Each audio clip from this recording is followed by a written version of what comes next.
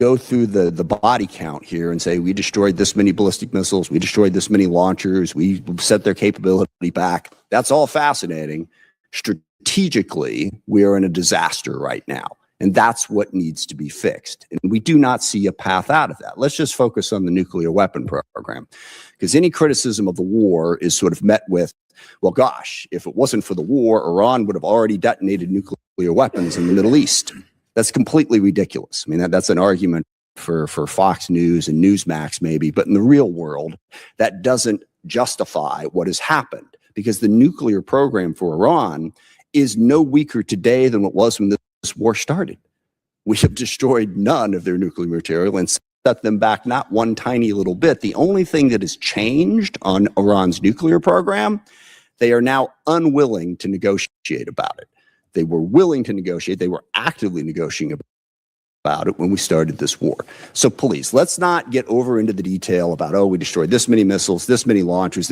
What is the strategic plan to reopen the Strait of Hormuz and get us any closer to stopping Iran's nuclear program? For all the criticisms of the previous presidents, which of course the current president was one of those previous presidents, all of those previous presidents managed to stop Iran from getting a nuclear weapon without dropping the Middle East and much of the world into chaos. That is really the difference right now. And I know most of the uniform folks, when we ask these questions, say, well, we're just going to tell you what's going on. We don't do the strategy. I find that an incredibly unacceptable answer, and not an answer that I had ever gotten before from uniformed personnel under any other president. The whole "we just work here" thing doesn't really work. You guys should have strategic answers, and you should be willing to share them with the American people and with this committee.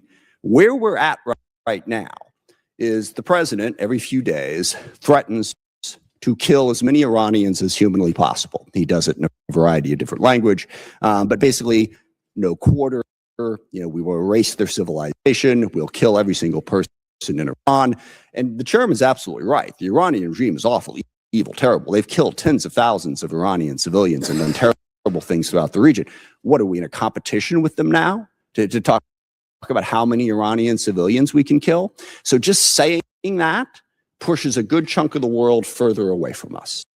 They're like, I don't know that we want to deal with those people. But of course, he says it, and then the next day or 2 days later doesn't do anything, much less that, and then claims that Iran is now willing to negotiate on all these issues. In fact, the absolute nadir of this process was, I think it was 4 weeks ago, when I woke up Friday morning and the president said, Iran has completely capitulated. You remember that? The war was over. Iran had agreed to get rid of their nukes, get rid of their terrorism support, get rid of their ballistic missiles, open up. The strait was open. And there was reporting all day long like this was real. The president literally made it up.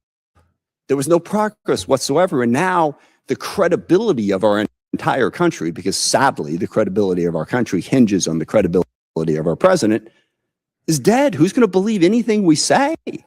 There is no evidence today that Iran is negotiating any of these things. Their position has not budged. Pay us to open up the strait. That's basically their position, which is an incredibly weaker position for us. So what we need to know today is, what's the strategic plan to get us out of this hole we're in? And thumping our chest about how many successful missions we ran doesn't change the fact that our economy is in the toilet. Inflation is higher than it's been in 3 or 4 years. Gas prices are up $1.50, and there's no end in sight. And it's worse for the rest of the world, because as the president dismissed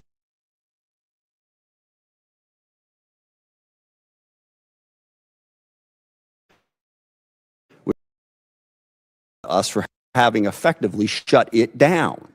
So let's hear a plan that isn't the president getting up in the morning and imagining that somehow wish fulfillment works in foreign policy, imagining that Iran has completely capitulated to all of our demands. What is an actual plan to get us out of this hole that the United States has done such an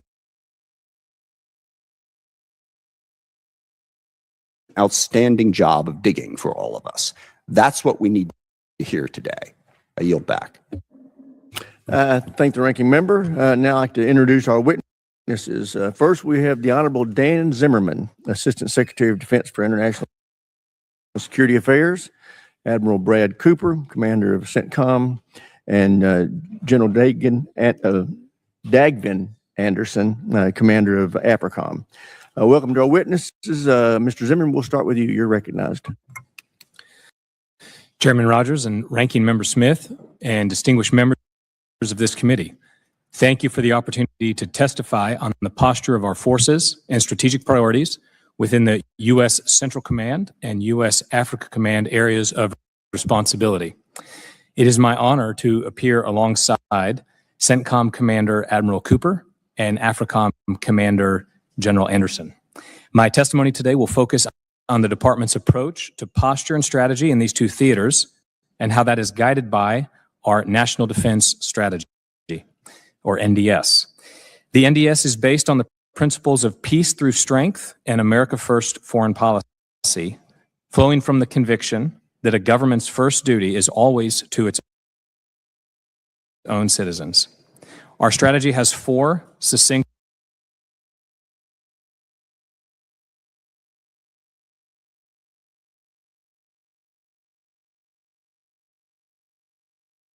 lines of effort. First, we will defend the homeland. Second, we will deter China in the Indo-Pacific. Third, we will encourage and expect our allies and partners to step up and take more responsibility, especially in those areas where they have direct national security interests. And finally, to achieve all of this, we must supercharge the U.S. defense industrial base. Our strategy is America First. The United States will prioritize theaters and challenges with the greatest consequence for American interests and where only American power can play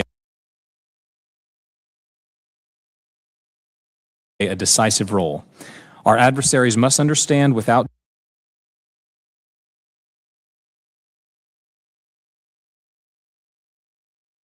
doubt that the United States possesses both the capability and the political will to use decisive force to protect its vital interests and to safeguard the security and prosperity of the American people. As the NDS lays out, we aim to work with and support our allies and partners around the world to deter threats, set conditions for peace, and to pursue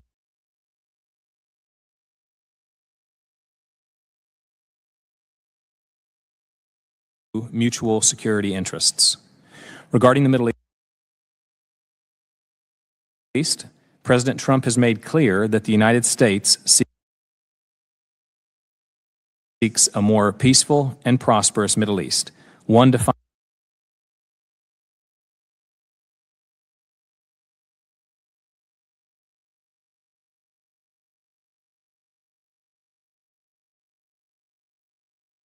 by commerce and not chaos. This needs to be a Middle East where our allies and partners invest in and take the lead in responsibility for their own security. But to be clear, the United States will always retain the ability to act decisively to defend ourselves and our allies where and when we need. Operation Epic Fury is an example of this strategy in action. The President initiated Operation Epic Fury in direct response to the Iranian regime that waged a one-sided war against America for 47 years that threatened allies and partners and caused thousands of American casualties. And I would like to mention here and acknowledge the 14 fallen service members. We honor them and their families. Across every domain, land, sea, air, and cyber, the U.S. Joint Force delivered synchronized and layered effects to disrupt, degrade, and destroy Iran's ability to conduct and sustain combat operations. The Secretary has noted that although Operation Epic Fury was historic for its complexity, lethality, and precision, it also had a laser-focused mission scoped to our interests and the defense of our people and our allies. President Trump also seeks to redefine the United States' relationship with Africa, transitioning from an aid-focused relationship to a trade and investment-focused relationship, favoring partnerships with capable, reliable states intent on achieving common interests. Our department will take a resource-sustainable approach to counterterrorism and stand ready to take direct action against Islamic terrorists in Africa who are both capable of and intent on striking the U.S. homeland, while empowering African and other partners to lead efforts to degrade and destroy terrorist organizations throughout the continent. Our operation with Nigeria over the weekend is an example of this strategy in action. Working alongside Nigerian partners, U.S. forces executed a raid in northeast Nigeria, killing the ISIS Global Director of Operations, Bilal al-Muniki, and members of his inner circle. Muniki will no longer be able to plot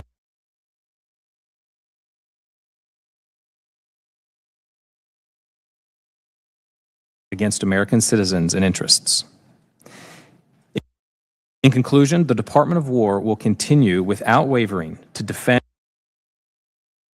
and secure the freedom and prosperity of the United States. Our posture in the U.S. CENTCOM and U.S. AFRICOM AORs is a coherent and integrated execution of our national defense strategy. It is an America First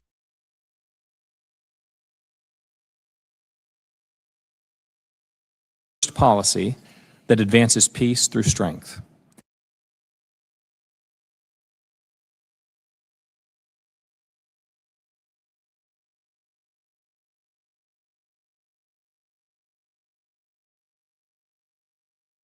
Under the direction of President Trump, the department has demonstrated our commitment and capability to defend the homeland and secure American priorities abroad while encouraging our allies and partners to increasingly shoulder responsibility on mutual security interests. The department is confident in this strategy, in our exceptional service members, and in our ability to defend the United States. Thank you, and I look forward to your questions. Thank you, Mr. Zimmerman. Admiral Cooper, you're recognized. Well, good morning, Chairman Rogers, Ranking Member Smith, members of the committee. Thank you for the opportunity to testify before you today, and thanks especially to the committee for your steadfast support to the U.S. military and U.S. Central Command. I'm pleased to join today with Commander of U.S. Africa Command, my good friend General Dag Anderson, and Assistant Secretary Dan Zimmerman. I'm grateful to be accompanied by my wife Susan, representing the families of the more than 50,000 service members deployed in the Middle East. I'm also pleased to be joined by Fleet Command Master Chief Lateef Compton, the senior enlisted leader of CENTCOM. Recent events in the Central region show how quickly the course of history can change. Decades-old features of the strategic landscape, believed immutable, have been upended, bringing both challenges and opportunities. I strongly believe that every success that we have starts and ends with our people. In just the last 7 months, America's sons and daughters serving in CENTCOM have played key roles in implementing the President's 20-point peace plan for Gaza, degrading the ISIS threat in Syria, preventing an ISIS crisis by conducting a historic transfer of over 5,700 ISIS prisoners from Syria to Iraq, creating the most integrated and effective regional air defense architecture ever seen, which was decades in the making, and most recently addressing the rapidly accelerating Iranian threat. U.S. Central Command was created in direct response to the threats posed by the Islamic Republic of Iran, and I'm the 16th CENTCOM commander to deal with the Iranian problem set. For 47 years, the Iranian regime terrorized the region and made hostility to the United States a core tenet of its rule. The regime is an even more deadly threat to its own people, killing tens of thousands of innocent Iranians during protests in January, with public executions ongoing. Iran has long had 3 pillars of intimidation and coercion: their nuclear program, their ballistic missiles and drones, and their proxies, especially Hezbollah, Hamas, and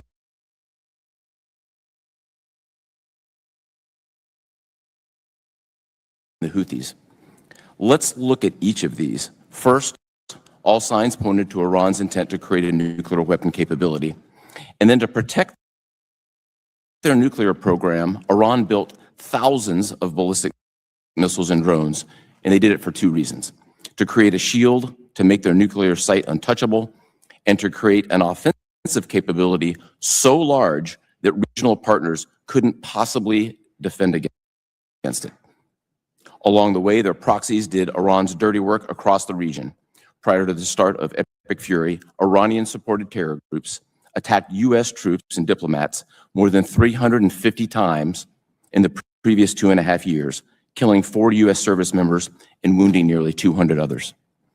To directly counter this accelerating Iranian strategy that we all saw, the U.S. military was directed by the president to execute 2 significant operations, and here are the results. First, Operation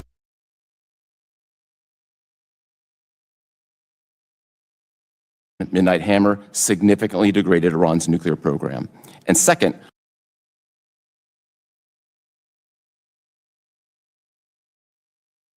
Operation Epic Fury significantly degraded Iran's ballistic missiles and drones, while destroying 90% of their defense industrial base, ensuring that Iran cannot reconstitute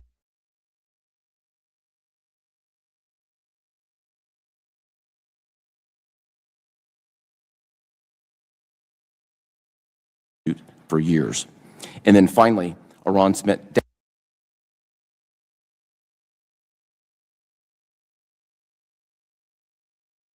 decades and billions of dollars arming proxies. Today, Hamas, Hezbollah, and the Houthis are cut off from Iran's weapons supply and support. Said a different way, American military action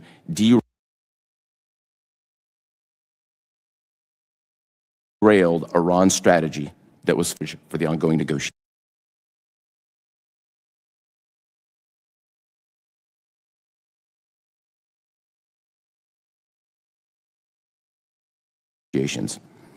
Of course, these results were not without cost.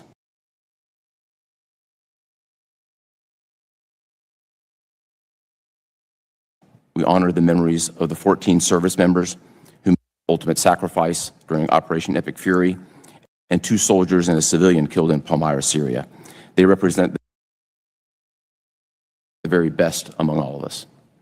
But before I close, I want to make clear, we are committed to the law of armed conflict. The United States does not target civilians. We take all civilian casualty reports seriously. This is now part of our culture, and I invite each and every one of you, as well as all of your staffs, to visit Tampa and see our targeting process for yourselves. As I sit here, we're clear-eyed. The situation in front of us is complex. High-stakes negotiations continue. Our job is to be ready, and we are. I testify today on behalf of the brave servicemen and women deployed to the central region. It's a great life honor and privilege to serve as their commander, and thank you, and I look forward to your questions. Thank you, Admiral. General, you're recognized. Chairman Rogers, Ranking Member Smith, members of the committee, thank you for the opportunity to provide you an update on U.S. Africa Command. I'm joined today by Command Sergeant Major Garrick Banfield, AFRICOM Senior Enlisted Leader. Bright skin के लिए कितने vitamin C products try किए but no skin brightening कोई भी vitamin C नहीं Himalaya vitamin C try करो इसमें है 5x विटामिन सी और नेचुरल प्लांट एक्सट्रैक्ट्स जो स्किन के ऊपर से नहीं अंदर से काम करे और आपको दे brighter looking skin from day 3 try Himalaya brightening vitamin C serum now I would also like to thank our allies and partners, particularly Morocco, who stepped forward when it mattered most. Today, the epicenter of global terrorism is in Africa. ISIS leadership is African. Al-Qaeda's economic engine is in Africa. Both groups share the will and intent to strike our homeland. As the President reported this past Friday, AFRICOM, in close coordination with our Nigerian partners, dealt a significant blow to ISIS global terror network. Our successful mission eliminated several key ISIS leaders, to include Abu Bilal al-Manuki the most active and impactful terrorist in the world. He was the ISIS financial and organizational mastermind plotting attacks against the United States and our interests. Manuki's death disrupts ISIS operations around the world, but only sustained pressure and multidimensional approach with the support of partners united by mutual security interests can address this complex problem. As its recent AFRICOM is prioritizing willing and capable partners. We support partners with unique capabilities that only the U.S. can provide, such as ISR, targeting, and precision strike. This approach has taken ISIS leaders off the battlefield in Nigeria and driven their leadership in Somalia underground, putting pressure on the broader ISIS network. In West Africa, Al-Qaeda affiliate JNIM has demonstrated increased capacity to control key terrain in the Sahel, most notably by strangling fuel supplies around population centers. The capture of a capital city would provide Al-Qaeda with all the trappings of a nation state to sponsor global terrorism.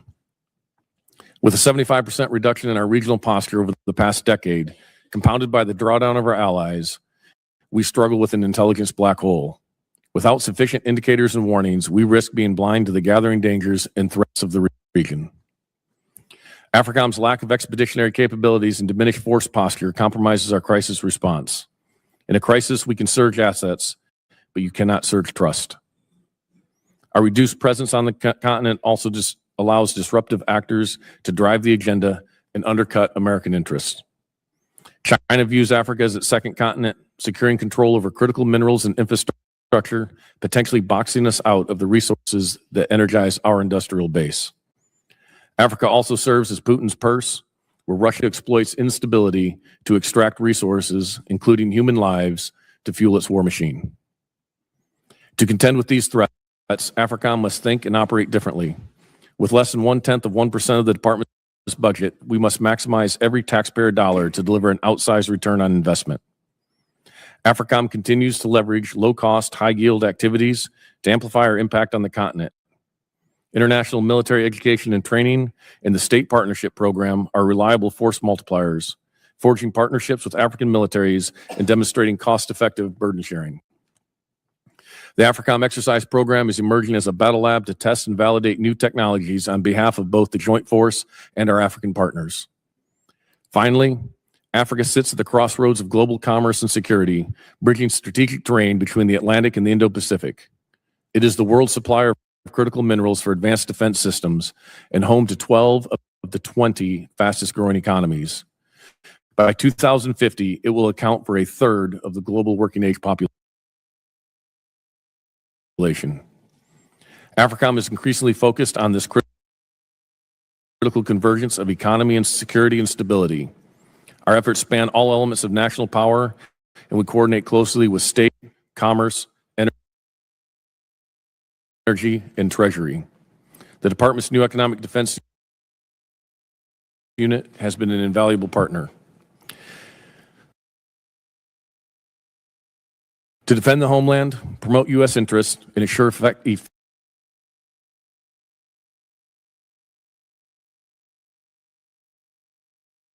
crisis response, AFRICOM needs targeted investments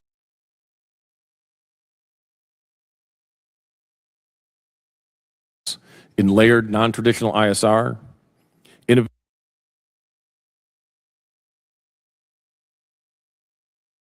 force protection, programs that enable willing and capable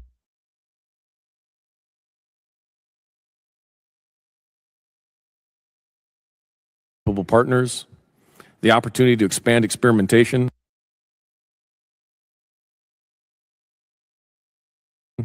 and the ability to respond to crisis at the time and point of need. Africa is a continent of opportunity.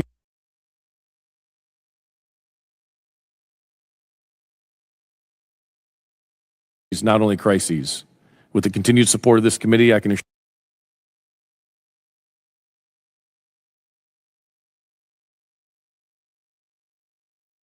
assure you that every dollar you authorize for AFRICOM will contribute directly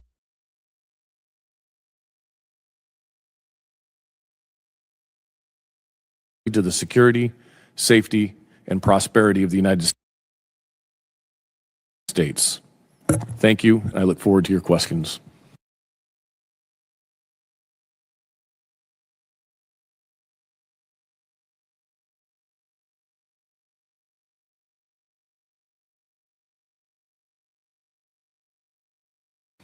Thank you, General. Thank all the witnesses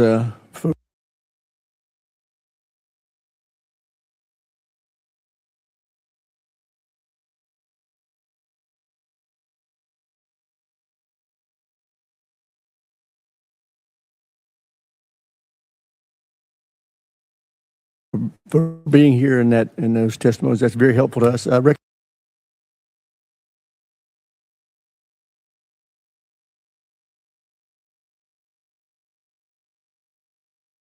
myself for questions. Admiral Cooper, you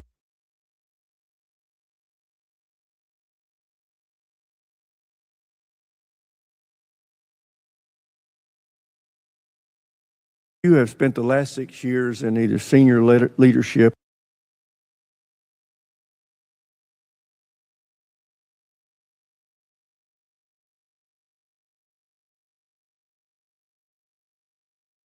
or command positions in the Middle East. And you're expert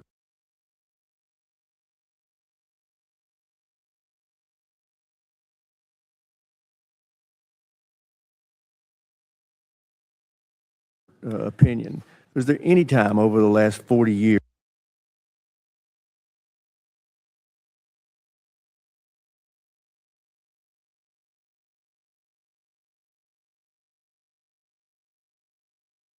that Iran or the Iranian regime posed a greater threat to the United States, Israel, and our allies in the region before Midnight Hammer and Epic Fury? No, sir.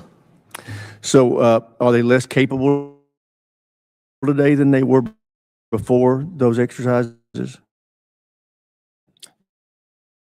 They are significantly less capable today than they were before the two major operations. And what would a new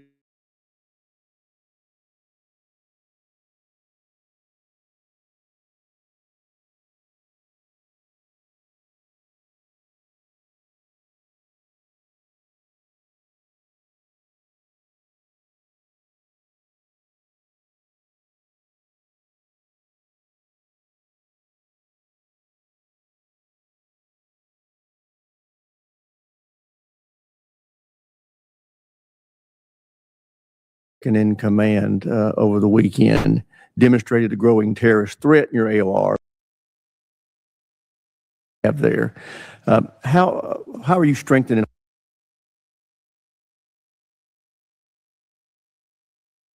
partnerships in your AOR going forward to make sure that that threat doesn't make it to our homeland? Chairman, that's an incredibly important point because we cannot operate there and respond to these crises or these threats without the access, basing, and overflight that is dependent upon the relationships with these partners. So we are investing a significant amount of effort in order to build those relationships and build that credibility. The operation over the weekend built a lot of that credibility of what the U.S. can bring, and that those unique capabilities can be brought to bear in conjunction with our partners. The Nigerians have been instrumental throughout the last several months developing the target, helping us with the intelligence, and providing support in order to do that. So it could not have been done by our own forces, that we needed to do that in conjunction with them. We are using that to leverage that to engage with other nations, such as those in the Sahel, where the terrorist threat continues to grow, to try to open that dialogue so we can address this mutual threat. Is there anything in particular that this committee could do to be helpful to you in developing partnerships that can benefit us in the future? Yes, sir. I think some key investments in some of the expeditionary capabilities, such as a float forward staging base, expeditionary ISR is critical to that. Support for continued engagement with small teams, such as our special operations teams or small conventional trainers, goes a long way. And then the last one I would say that is not as much in the military realm, but where we see the security convergence and intersection with economics, is encouraging investment and development in Africa that allows for that stability to to continue to develop because security depends upon stability that allows investment and that leads to prosperity. And that's eventually helps protect the United States in the long run. So while not directly our role, we can help identify those areas where those investments have security implications. Yeah, well, I do think it's important when we talk about our role there that we make it clear to the larger universe of members of Congress that we do need to be building partnerships in the African continent. And we don't need to be tying that to them changing their cultural values necessarily. We need partnerships. And whether we like it or not, China and Russia and Iran are all down there building partnerships. And they're not judging these people based on their cultural values. So it's something I think we can learn from. With that, I will yield to the ranking member for any questions he may have. Thank you. Admiral Cooper, you mentioned in your opening remarks the commitment of your command to preventing civilian harm.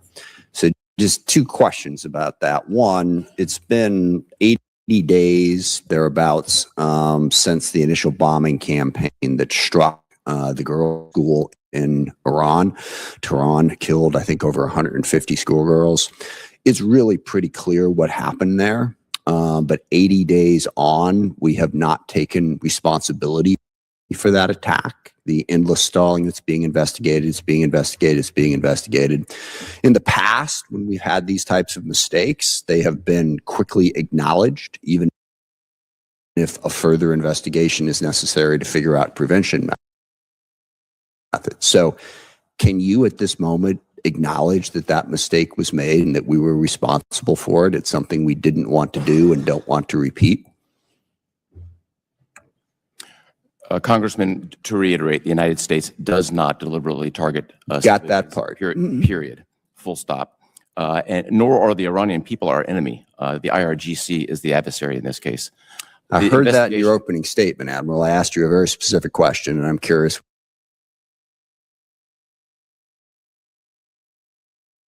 what the answer is. So the investigation is ongoing. As soon as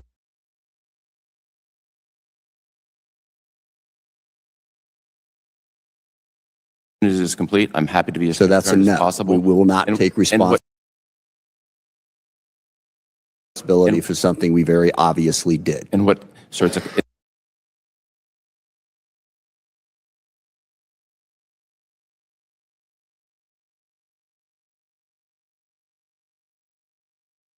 a complex investigation. The school itself is located on an active IRGC cruise missile base. Absolutely. It's more complex than the average strike. As soon as we're complete, I'm fully committed to transparency, given your important oversight role and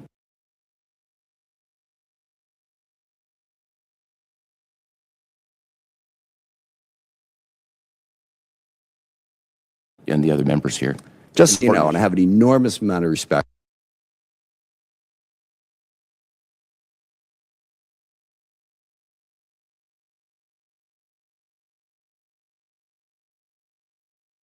for you, an enormous amount of respect for the Pentagon. I do not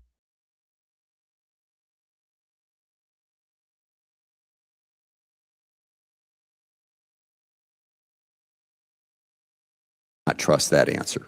What we've seen out of this Secretary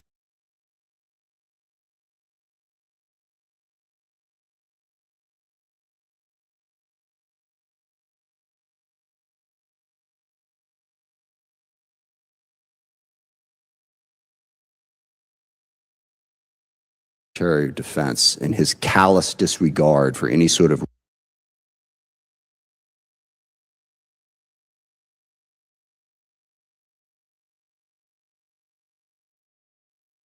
rules of engagement or protecting civilian life make us suspicious.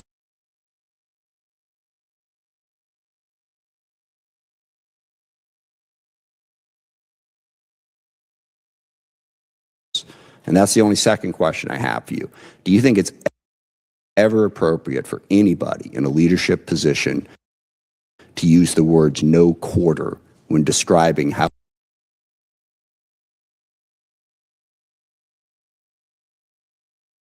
we are conducting our operations in Iran? So I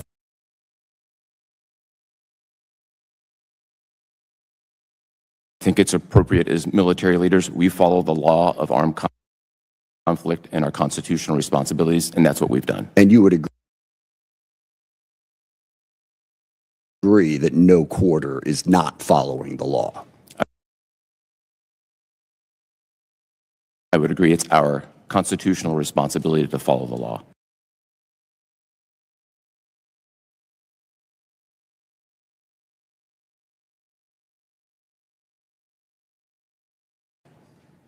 Is no quarter following the law or not?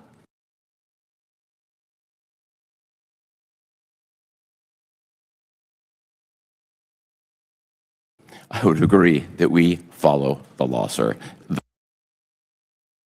Right, but you're not going to get monikers, specific the about monikers it. and We're how just other going to have people sort of a characterize general, things. generic understanding of it, I and just then keep it do super whatever we simple, sir. want to do with no accountability. Look, people make mistakes. It's in a war. Things happen. I get that, okay? And I'm not going to be as overly judgmental as some. But that the arrogance of this Pentagon and their unwillingness to acknowledge any mistake is precisely the reason that we are in the hole that we're in with no way out of. Somebody in that command needs to own up to the dumb things that are said and done to give us some confidence that they won't keep happening. Mr. Zimmerman, can you explain to me how it works, why it is considered to be intelligent for the president day after day after day to keep saying that Iran has agreed to things that very clearly they have not agreed to, which then becomes obvious to the entire world within some 24 to 48 hour time period? Help me out here. What is the strategy of the president standing up and saying, we have defeated them, the war is over, they've agreed to everything?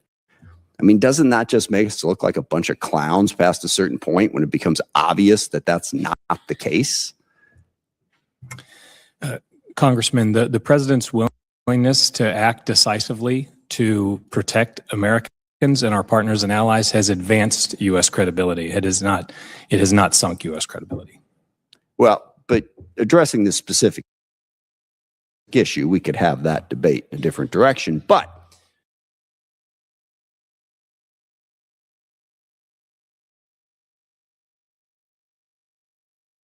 he has repeatedly said that Iran has agreed to things that they obviously have not agreed to. And let me ask the question this way. Is the president misinformed? Are people doing a bad job of informing him about what's going on? Is he that ignorant about the circumstances? Or is he just making it up as part of some, I don't know, six-dimensional chess strategy here? So why? The president has the best information available to any head of state. Why does he keep getting it wrong then? The president does not keep getting it wrong. The White House is leading these negotiations to find a long-term solution. I'm sorry, I have 20 Iran seconds situation. left here, but he doesn't keep getting it wrong. He says, literally, the strait is open. Iran has agreed to give up their nuclear weapons. Iran has agreed to give up their ballistic missile programs. That's your basic question. Is the Strait of Hormuz open? Has Iran given up their nuclear weapons? The Strait of Hormuz is a complex situation right now, where you have a severely degraded foe. I hope you look back at this and understand how bad this is making you look. I mean, look, you can answer the question now. You can challenge me in 1,000 different ways, but to just pretend that reality isn't reality and say it over and over again in a public hearing, I'm sorry, that's not helping our credibility. Thank you for the indulgence, Mr. Chairman. I yield back. Chair now recognizes a gentleman from South Carolina, Mr. Wilson. Thank you, Chairman Mike Rogers, for your correct assessment that the American military is unmatched professionalism, as we see with the three witnesses today. How reassuring for the American people and how a deterrence it is to the enemies we have around the world. I've never been more appreciative of the American military than I am today. As a 31-year veteran myself, I'm really grateful that I've had 4 sons serve in Iraq, Egypt, Afghanistan, to see the success. And dictators are on the run. It began, I'm grateful, with dictator Assad in Syria. And he actually, an honor, he declared me an enemy of the state November a year ago. And then with President Trump's election, he fled to Moscow.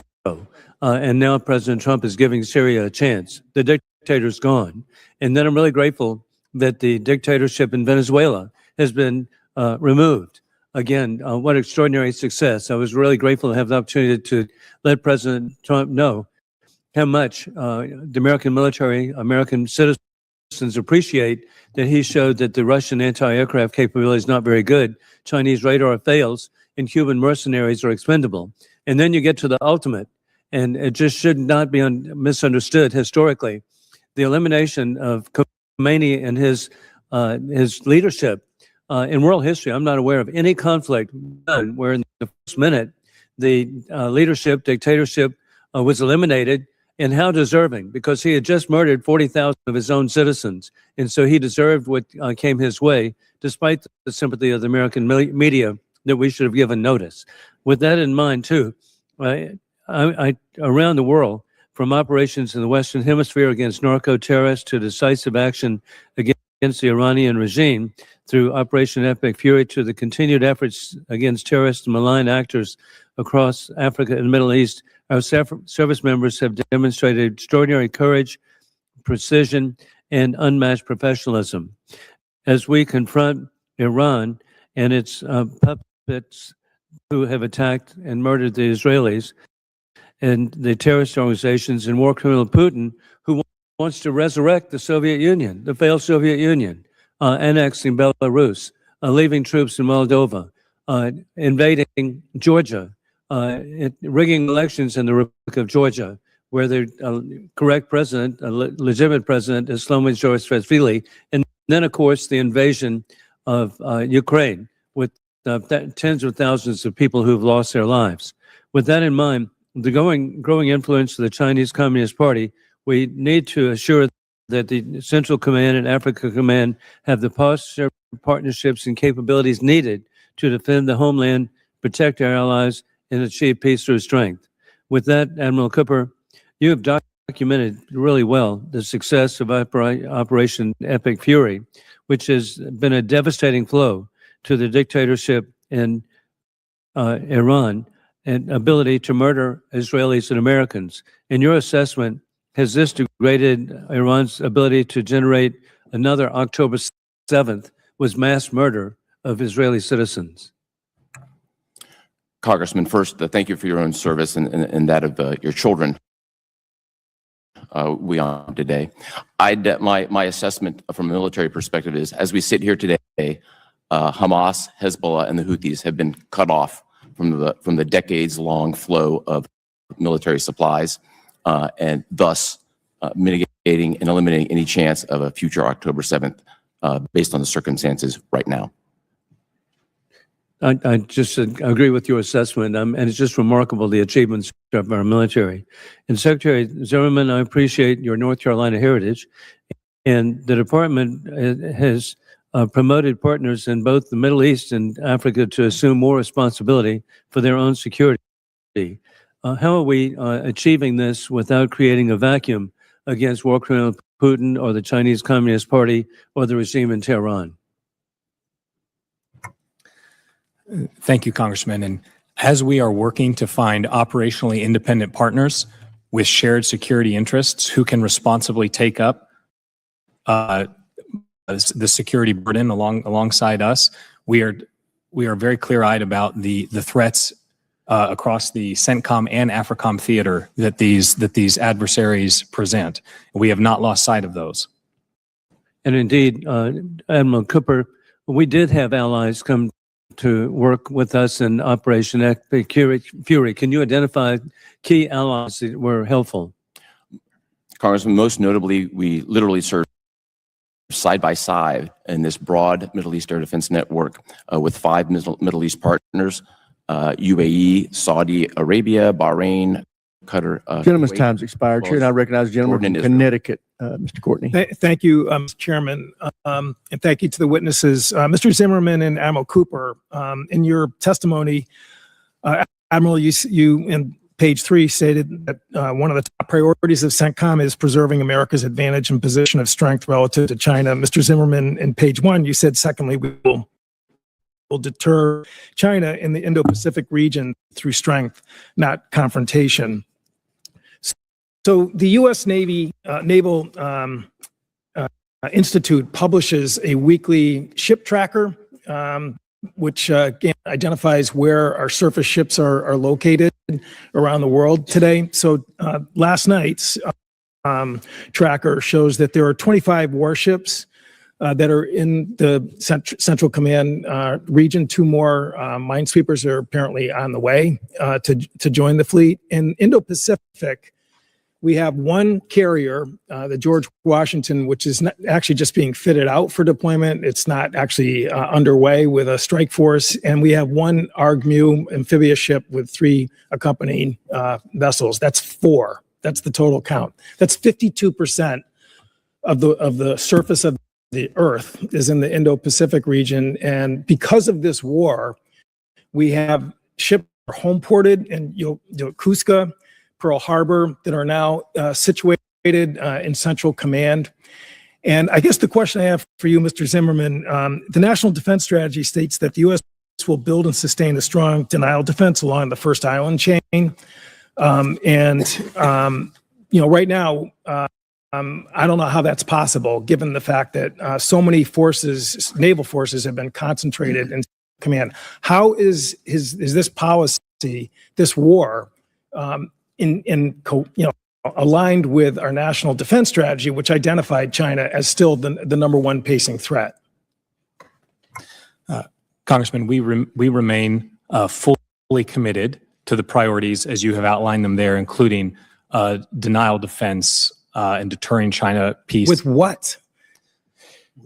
Congressman, we retain the ability to act decisively when and where we need to around the globe. That's all part of the global force process. The Indo-Pacific theater is not part of my theater, so I'll be careful how broadly I speak. But rest assured, the department is 100% committed to the priorities laid out in the NDS, and we retain the ability to act to implement all those priorities, Thank you. So, including. Mr. Chairman, I'd just ask that the USNI tracker dated May 18th be admitted to the record, which again just shows the incredible imbalance that we have right now in terms of the positioning of our fleet. I would also note, Mr. Rogers correctly stated how important it is to build up partnerships. Right now, we have a terrible energy crisis in this country, which Mr. Smith referred to. Eastern Asia is of a totally bigger, more catastrophic magnitude. Countries are implementing 4-day work weeks. They're doing rationing because of the fact that not only is the price is not going up, but because they depend on the Hormuz, supplies are actually being run down right now. It is not really hard for people to sort of understand who's causing this in terms of countries that we are trying to build partnerships. And frankly, I think that is another strategic harm that this war has created in terms of, again, the number 1 identified defense challenge that we face, according to Trump's own defense strategy. Admiral Cooper, I have a couple quick questions for you. Is a blockade an act of war? So we're executing the blockade today consistent with international armed conflict. Well, the international law actually, in terms of blockades, was established in 1909 at the London Naval Conference, which the U.S. participated in, and the U.S. Senate actually voted to endorse. And it defined blockades as an act of war. Blockades don't work unless you have warships there to enforce them. So, of course, it's an act of war. I mean, again, that's black letter maritime law, isn't it? So I defer to the department as well as the White House and any characterization of how we execute business from a combatant command standpoint. From my perspective, execute the orders as given. And today, the legal umbrella that we're operating under is international armed conflict. Well, it is really, as I said, not even a question of law or facts. I mean, if we had a Navy blockading the port of New York and New Jersey, we would treat that as an act of war. And the notion that somehow the ceasefire stopped the tolling of the War Powers Act in April, when we put a blockade a few days later, which is an act of war, again, fails the legal test, which you don't need to really get intense advice from Office of Legal Counsel. I yield back. The gentleman's time has expired. Chair now recognizes Mr. Turner. Thank you, Mr. Chairman. General Anderson, in your opening portion of your written statement, you say that AFRICOM, we work with our African partners and our allies on collective security. You then note that you're facing more demanding challenges with ISIS, Al-Qaeda, but also disruptive actors like Russia, China, and Iran.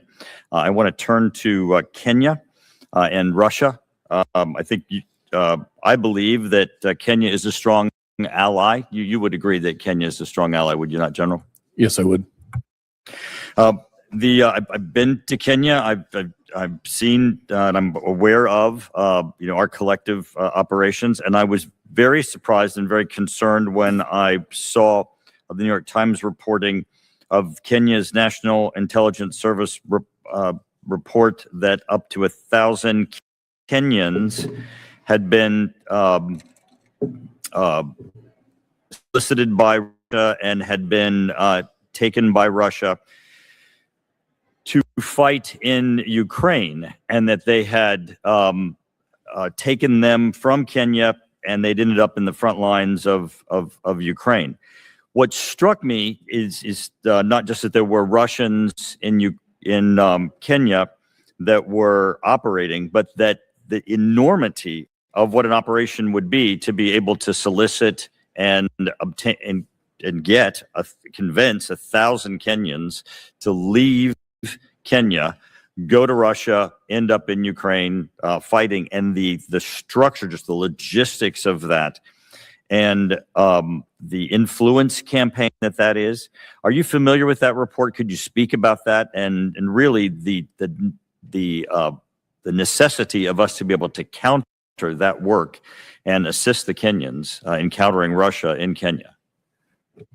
Yes, Congressman, I agree, and it is disturbing how many Africans from across the continent are being recruited by Russia to fight in Ukraine. So it's not solely a Kenyan problem. To the point in Kenya, I agree, the concern has been, and I think it was highlighted in that New York Times article as well, is that it's not been clear that they were recruited to go to Ukraine, often using other reasons to recruit them, whether for work or for other jobs, not necessarily articulating the fact that they end up on the front lines in Ukraine. So one of those things that we have done to help counter that is just implement the truth by being able to inform other partners of what's happening has been very powerful. But this is not just disinformation, them being told what they're going to do and then they're ending up in Ukraine, but that there's this infrastructure that Russia has deployed, and 1,000 out of Kenya is pretty enormous. So you're up against a pretty enormous structure that Russia has deployed within Kenya. Russia is using many different means in order to recruit folks from across the continent, and you are correct. They do have the network in order to bring them back into Russia. Thank you. Secretary Zimmerman, first off, congratulations on your answers to the ranking member. They were excellent in the manner in which you handled those questions. In looking at the Admiral's testimony, he indicates that ISIS has been marginalized thanks to the Iraqi security forces and Kurdish Peshmerga. He speaks of some of the accomplishments that occurred. I'm concerned, though, however, that when you look at the overall funding for counter ISIS train and equip funding, what the impact might be for Iraqi Kurdish allies. Could you speak for a moment as to our support for the Iraqi Kurdish allies and what the support might be there? Congressman, thank you. We have greatest appreciation for our Iraqi Kurdish partners. It's hard to find a more willing, capable group to work alongside, and we welcome the support funding that Congress has provided to continue that partnership. This has become particularly stark, and I'll be maybe more general how I speak here, but Operation Epic Fury has shown that the Shia militia groups in Iraq have a lot of agency and independence to act in ways that are harmful to the United States, which has only showcased how helpful the Iraqi Kurdish partners are. The gentleman yields back. The chair now recognizes the gentleman from California, Mr. Garamendi. Thank you, Mr. Chairman. And thank you very much for attending this and your testimony and our appreciation for the hard work and the sacrifices being made by the men and women in our military as they operate in the CENTCOM area. Mr. Zimmerman, the administration formally notified Congress on or about May 5th that hostilities against Iran had been terminated. Is that correct? My understanding is, as you say, that notification went out. You have a real difficult time answering questions directly, don't you? So you notified that it was terminated, correct? Correct. All right. Now, Admiral Cooper, have you reduced the state of preparedness for our troops in the region? Congressman, consistent with my responsibilities as a combatant commander, I'm prepared to execute a broad range of contingencies. Where we sit today, we're executing a blockade, and we're prepared for further direction, depending on how negotiations go. So the state of preparedness remains at its highest level. It does. Thank you. Are American troops still in harm's way? Depending on a variety of contingencies, yes. Are American forces defending against Iranian threats? When threatened, we always defend ourselves. Did CENTCOM fire on Iranian attackers running the blockade on May 6th and 8th? We fired on, after going through a series of de-escalation measures to get tankers to stop, consistent with the blockade, we disabled those tankers. So you did fire on Iranian tankers on May 6th and 8th? We disabled them, yes. We fired on them, and as a result of the fire, they were effectively disabled. Did the U.S. launch strikes against Iranian military sites on May 7th?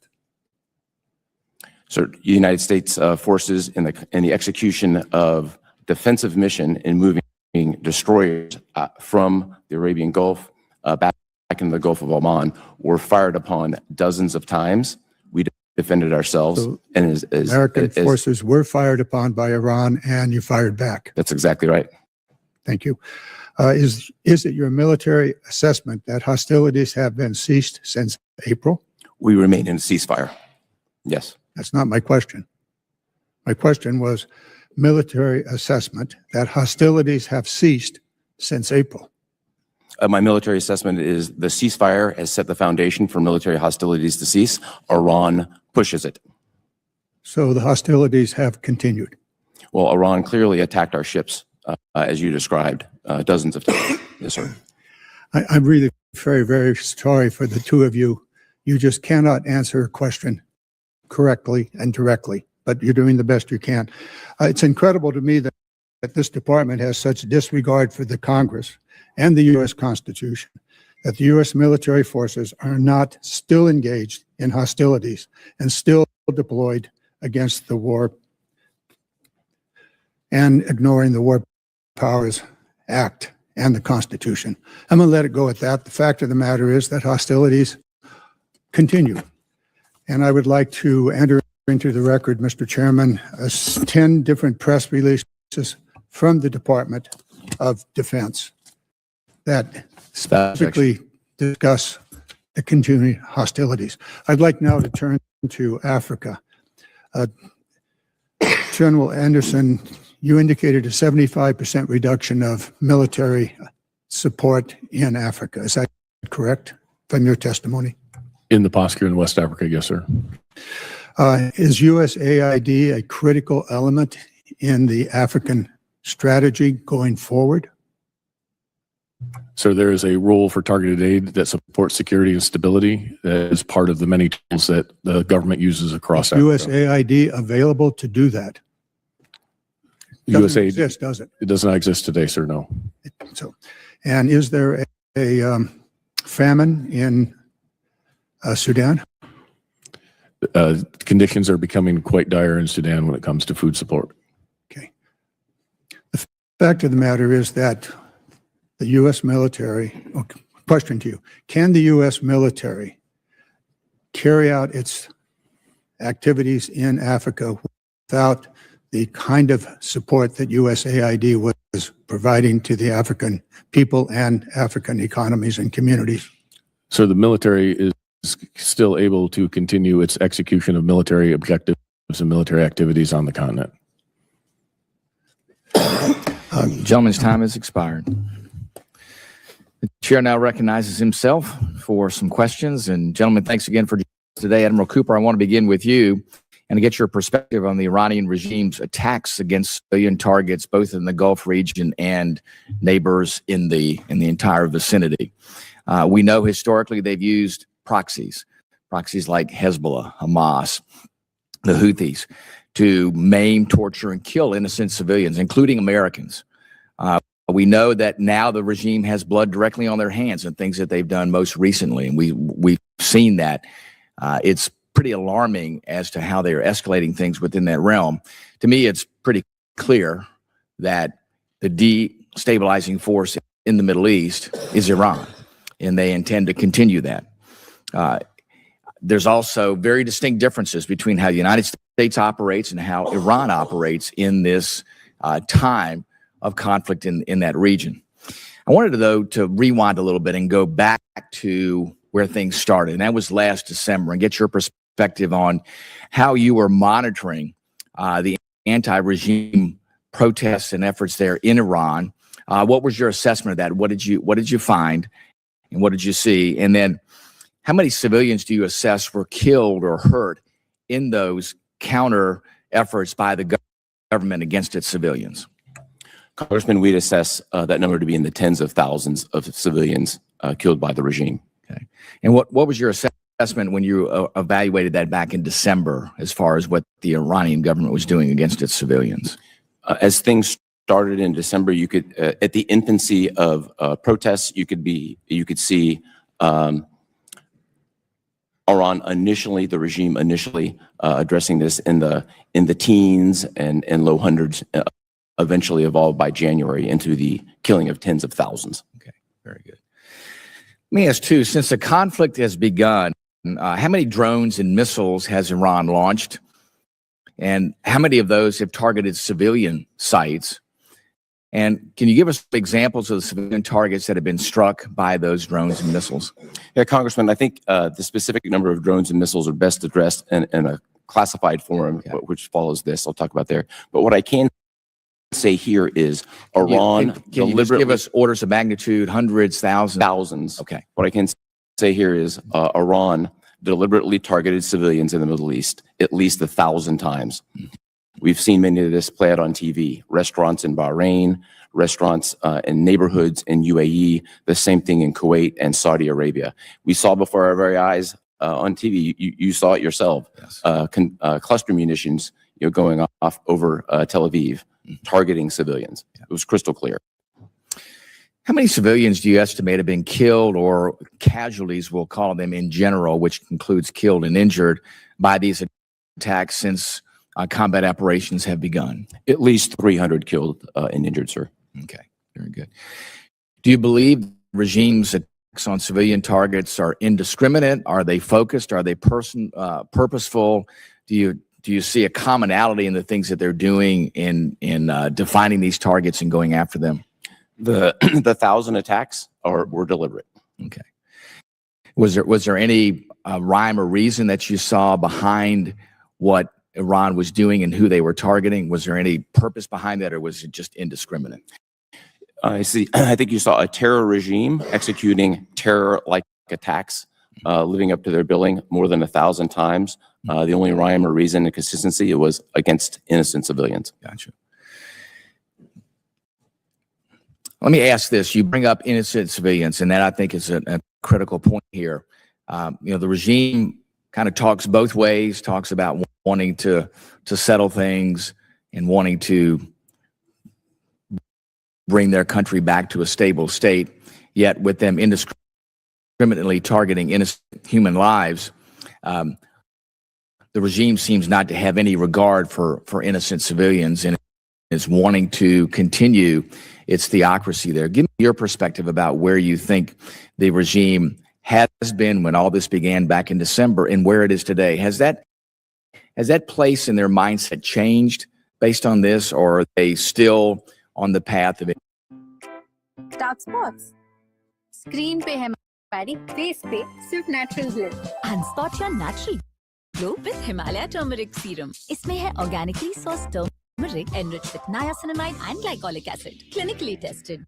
ये dark spots clear करे, natural glow वापस लाए. Unspot your natural glow, Himalaya turmeric serum. None of this has changed within the regime. They're still trying to suppress their own people, still trying to have that iron fist on their population there to keep them under control, regardless of what happens elsewhere. I completely agree. Very good.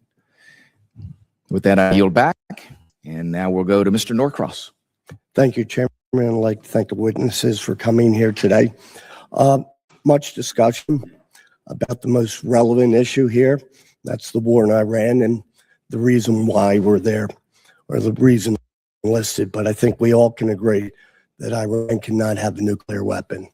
That is almost at every beginning of a statement, the first thing we talk about. And certainly we understand that. So, Admiral Cooper, in your testimony, pages 6 and 7, you outline the assets that CENTCOM has destroyed in Iran. Your assessments that we have destroyed approximately 85% of the ballistic missiles, drones, and naval industrial base, preventing their ability to execute operations, stunt their ability to reconstitute their force. Despite that assessment of degraded capabilities, what was happening prior to this war is now happening, and that's the Strait of Hormuz being closed. Can you give us the difference between that assessment, which you laid out to us, and how the straits are now closed? Congressman, thank you very much for that. I think these are two separate matters. There is a linkage that I'd like to discuss in a closed forum for sure. With respect to their conventional capability, if I zoom out and directly to the ranking member's point, from a military strategy perspective, we absolutely derailed decades of what Iran was trying to achieve with their ballistic missiles, their nuclear program, and the proxies. That's one piece of it. I think equally important is their ability to build and reconstitute. That's been eliminated. This will not. So that part's been eliminated. On the Strait of Hormuz itself, sir, to your question, there's several important factors here. The blockade itself, which we are controlling, nothing is going in or going out. On the Strait, there are a lot of it's a complex environment. The Chairman of the Joint Chiefs characterized it this way. Iran's capability is significantly degraded. So their voice is very loud. So why is it closed? As we sit here today, there are low volumes of ships that are going in and out. Factors, we had 2 U.S. flag ships go out just last week. If you look at your gas prices, nobody's thinking that Strait of Hormuz is open. That is the real measure that we go with. But let me go on. Excuse me. In the wake of Operation Midnight Hammer, Congress, House Armed Services Committee, and most importantly, American people were assured that Iran's nuclear capabilities and their mouth were completely destroyed. The president's own words, completely and totally obliterated. This assessment was why that operation was done. If it is completely destroyed, how is it that the issue of a nuclear weapon is still the #1 focus and we're not addressing that? Congressman, I think anything regarding the Iranian nuclear program is best placed in a classified Well, these are words that the president has used. So if it has been destroyed, why are we in this war?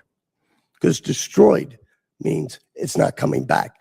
Your actual publications talk about the term destroyed, that it cannot be reused. It is completely useless. So if it has been destroyed, why is a nuclear weapon the #1 issue? Again, sir, I think anything regarding Iranian nuclear weapons capability is best discussed in a classified forum, and I'm happy to talk about it. So I have to assume by that statement that either A, it has not been completely destroyed, and that's why we have back in the classified, and I get that. Because if it was, we wouldn't be at war. With that, I'll yield back. The gentleman yields back. The gentleman from Georgia, Mr. Scott, is now recognized. Thank you, Mr. Chairman. And I'm going to read this just for the benefit of the American citizens and others that are watching. This is from Dan Zimmerman's testimony. The Center of Islamic Terrorism has shifted from the Middle East to Africa. There's another statement in here that says Islamic terrorists in Africa are both capable and intent of striking the U.S. homeland. Is that correct, Mr. Zimmerman? Correct. General Anderson, your statement, terrorism remains the most acute threat in Africa. U.S. AFRICOM's area of responsibility has become the center of gravity for global jihadism, with West Africa accounting for over 51% of global terror-related deaths in 2024. ISIS West Africa, JNIM, Al-Qaeda, pretty powerful paragraph written there that I hope some people will take heart to. What can AFRICOM, as you know, I spent a fair amount of time on the continent between this committee and another one, not do today that it could do 5 years ago? And what is being done to correct that? Congressman, I think the best example I can give is that 5 years ago when I was commander of Special Operations Command Africa, we rescued American hostage Philip in 96 hours. Largely because we had access, placement, and relationships. Today, Kevin Rideout is on day 209 of his captivity because we do no longer have the same level of relationships and access that we had before. We are working to rebuild that access and engage with those folks in those different countries to address the common threat. So we lost Airbase 101 and 201 that did tremendous damage to our ISR cover. I went to Nigeria. I spoke with, I know, Minister Tumba and several others. And what was relayed to me is that they didn't appreciate the lecture that they got from Secretary Fay and Dr. Wallander at that time. And that is why we were asked to leave Nigeria, is that because we did not respect the sovereignty of that country under the previous administration. Is that your understanding? Congressman, I can't speak to that exact meeting. I can address that sovereignty is a very important aspect to all the African countries. It was made very clear to me that when the United States was a guest in a country, that we did not need to think that we could come into a conference room in a leadership circle and lecture them about what we would and would not do in their country. And I'm concerned about the loss of the relationships that occurred because of the arrogance and the lecturing that occurred many years ago. And I do think Secretary Rubio is trying to regain that credibility with those countries. I was in Burkina Faso not too long ago. The leadership in that country was very pointed. They want trade, not aid, which I think is where the administration is headed. And that they had just expelled the French and they were not going to trade one master for another master is literally word for word what the way it was put to me from the leadership of Burkina Faso. Is that consistent with what you hear? They are not going to trade one master for another? Congressman, that is consistent with what I hear across the region. So with the loss of access in Nigeria and the growing Russian influence in the Sahel, what are the most urgent basing and overflight gaps, and what authorities or resources do you need to restore operational reach? The biggest concern I have is the growing black hole of intelligence in the Sahel with the withdrawal of the French and much of the European partners. As you mentioned, our withdrawal from Niger, it is very difficult for us to provide adequate INW. So what we are looking at is investments in non-traditional ISR capabilities as well as traditional intelligence surveillance in order to layer these. And that includes open source as well as exquisite. And so building that network in order to illuminate what's happening in the Sahel is our top priority. General Anderson, in my last 3 seconds, I want to read one other sentence from your statement. The PRC sees Africa as their second continent and critical to their economic and military future. We as Americans need the relationships with the continent of Africa. The critical minerals, as well as the ability to fight terrorism is contingent upon our relationships over there. I have tremendous faith in you, General Anderson, and I look forward to working with you to restore that access. I yield. Chair now recognizes the gentleman from Massachusetts, Mr. Moulton. Thank you very much, Mr. Chairman. Admiral Cooper, you keep using the term significantly degraded. Last summer, we were told that Iran's nuclear weapons program was obliterated. Can you clarify the distinction between obliterated and significantly degraded? Congressman, again, I think appropriate to talk about anything regarding the Iranian nuclear program. No, I'm not asking you to talk about the Iran nuclear program. I'm asking you to talk about English language. What's the difference between obliterated and significantly degraded? Are they the same? Congressman, anything regarding the nuclear program. I'm not asking you to talk about the nuclear program, Admiral. I'm asking you to answer a question that applies to a lot of things beyond the nuclear program. You've also said that their ballistic missile program was significantly degraded. What does that mean? The specific numbers are best, as you know from your. But President Trump's national security strategy, which he signed in December, 5 months ago, used the exact same phrase, significantly degraded. So if this was true back then, 5 months ago, then why did we start this war? Was he lying to us then? Congressman, from a military perspective, anything regarding Admiral, are you familiar with General Westmoreland? I'm very familiar, Congressman. He's well known for talking about body counts. Now, when I think about you in this war, I always think about how you always got up there and would say everything's going according to plan. So let me just ask, Admiral, where was closing the strait in the plan? I'm happy to discuss the specific operational aspects. But did you just not anticipate that? Did you not think that Iran could do that? Or was that part of the plan here? Congressman, for 250 years, the Navy has kept sea lanes open and free. Under every previous president, the Strait of Hormuz has been open. So why is it closed under your watch? Congressman, I've traveled through the Strait of Hormuz probably 100 times. I'm intimately familiar with it as a combatant commander. So why is it closed? If you're so familiar with it, did you not anticipate that Iran might... If I may answer the question, if I may, with respect, with all due respect. My responsibility as a combatant commander is to lay out all the options, present those to the Secretary and the President. They make policy level decisions. So you presented the operational aspect. So Admiral, you presented the reality that Iran might close the strait to the President and the Secretary of Defense. Anything that I discuss with respect to okay, well, let's go back to the plan. Where was begging China for help opening the strait part of the plan? So from a military perspective, there are multiple reports now public that Iran has already reconstituted many of its bombed out missile sites. Was that part of the plan too? Those reports are inaccurate. Okay. I will actually give you credit for regime change. I know that was part of the plan. You've replaced an 86-year-old in failing health with a fatwa against producing nuclear weapons, with a more hardline guy in his 50s who, in case he wasn't hardline enough, you killed his immediate family. Was that part of the plan? Is that the regime change you wanted? Congressman, we were given very specific military objectives to degrade Iran's power projection capability. That's exactly what we did. Okay, so in the course of doing that, you also lifted the oil sanctions on Iran, giving them about $14 to $16 billion. They can buy a lot of ballistic missiles for that. Was that part of the plan? Lifting oil sanctions on them in the course of the conflict? They kill 14 Americans, we lift oil sanctions on them? As you know, sir, the U.S. military does not lift sanctions. That's a policy decision. Okay, I'm just trying to figure out where it was part of the plan.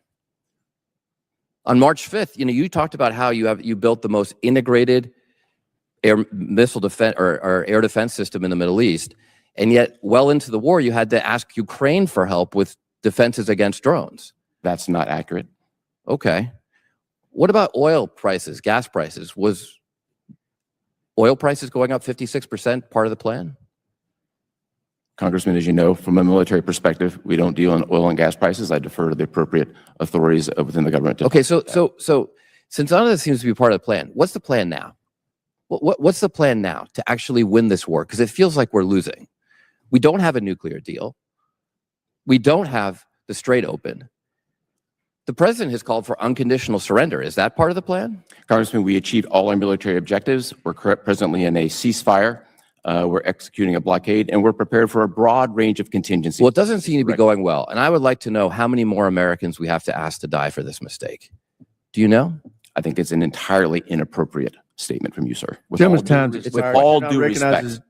With all due It's not a respect. statement, it's a Chair question. now recognizes the gentleman from With all due Tennessee, respect. Dr. Desjardins. Thank you, Mr. Chairman. Admiral Cooper, Israel, Jordan, and our partners in the Gulf demonstrate historic capabilities and cooperation to defend themselves and enable Operation Epic Fury. This trust was not built overnight. What role does CENTCOM's long-running military partnership and security cooperation play to achieve these operational effects? So our partnerships in the region over the last several months from the mill-to-mill perspective have been dramatically enhanced. I'd particularly like to cite the shoulder-to-shoulder operations with 5 of the 6 GCC countries with whom we have Patriot batteries assigned, not just figuratively, but literally. In these countries, in particular, Saudi Arabia, Bahrain, Qatar, UAE, and Kuwait employ their Patriots to protect Americans. I think that's the greatest sign of what integration looks like and what strong partnership looks like.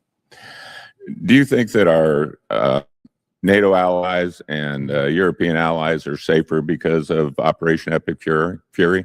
Yes, sir, I do. I don't know whether you can say whether or not you're disappointed in the lack of response and cooperation from our NATO allies, but maybe Mr. Zimmerman would opine on that. Thank you, Congressman. We can talk more about in the next session. Certainly, we have been very eager for our certain NATO partners to be much quicker to step up and lend a hand. We have gotten support from some of our NATO allies. That's part of the story. But in some cases, it was disappointingly late to need. But when it came to Russia and Ukraine, they were very pleased that we were directly involved, correct? Very pleased. Yes. Admiral Cooper, you stated in your opening statement pretty clearly, do you think that Iran's regime is stronger today than it was before Epic Fury? Congressman, every measure of national power, Iran is significantly weaker. Okay, so their military is significantly degraded. Can they project power like they could 8 weeks ago? They cannot, sir. Okay, and do you think that their information that they receive, and this may go back to Mr. Zimmerman, but the information that you're hearing in this committee today, the one thing I love about armed services is we're very bipartisan. We're on Team America. But Mr. Zimmerman, do you think that the Iranian regime pays attention to U.S. politics? 100%. Okay. This is my opinion, but I'm hearing people in this room today, and certainly on news outlets like CNN and other left-leaning outlets that seem to almost be rooting against America. From what Admiral Cooper describes and what our military has achieved, which they should be getting nothing but accolades from this entire committee, as well as the entire country, the operations that they have undergone in Venezuela with Midnight Hammer, with Epic Fury. There shouldn't be an American on this continent that isn't proud of what our military did. But yet what we're hearing in the news and what we're hearing in this room seems to very much wane on politics. The fact that we're talking about gas prices when just less than 5 years ago, they were over $5 under Biden, and under Obama, they had a sustained high price for longer than any other president.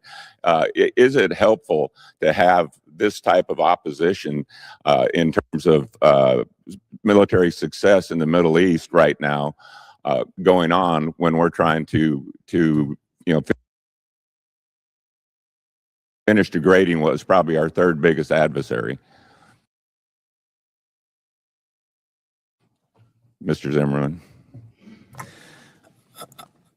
Congressman, the good news is that the president is very clear about his resolve to bring a solution to this conflict that will advance U.S. interests, and the Iranians pay attention to that too. These things don't always happen exactly as planned, and there are things that change, right, Admiral Cooper, in terms of the timing. I think when Obama went after Gaddafi, it ended up taking 7 months. We're a few months into this.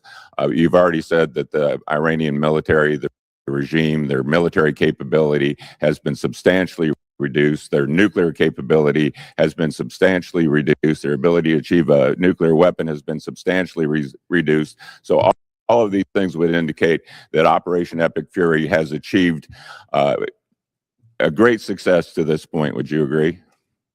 I would, sir. We met all our military objectives, and just on the point of timing, we conducted military operations for 38 days, and now we're 40 or so plus since the ceasefire is in effect. So we've actually been in the ceasefire longer than we were conducting active kinetic operations. Gentleman's time has expired. Chair, now recognize the gentleman from California, Mr. Carbajal. Thank you, Mr. Chairman, and thank you to the witnesses for being here today.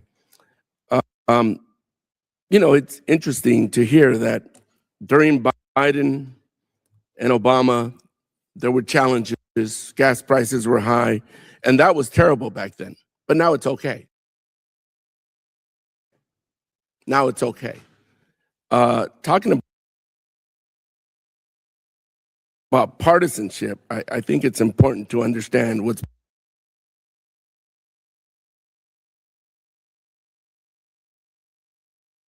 being said. I want to start by expressing my condolences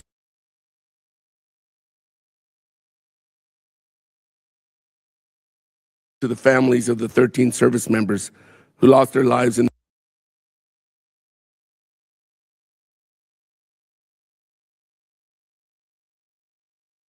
this war, and of the 2 service members who passed away during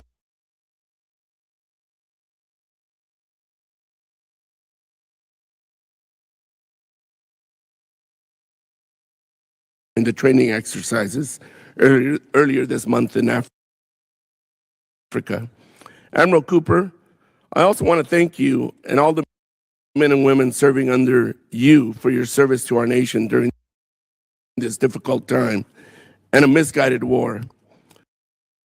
We are quickly approaching 3 months of deeply unpopular war, a war that still has no clear objectives and end in sight, a war that is costing billions of taxpayer dollars, a war that is driving up the cost of living for every American, especially at the pump.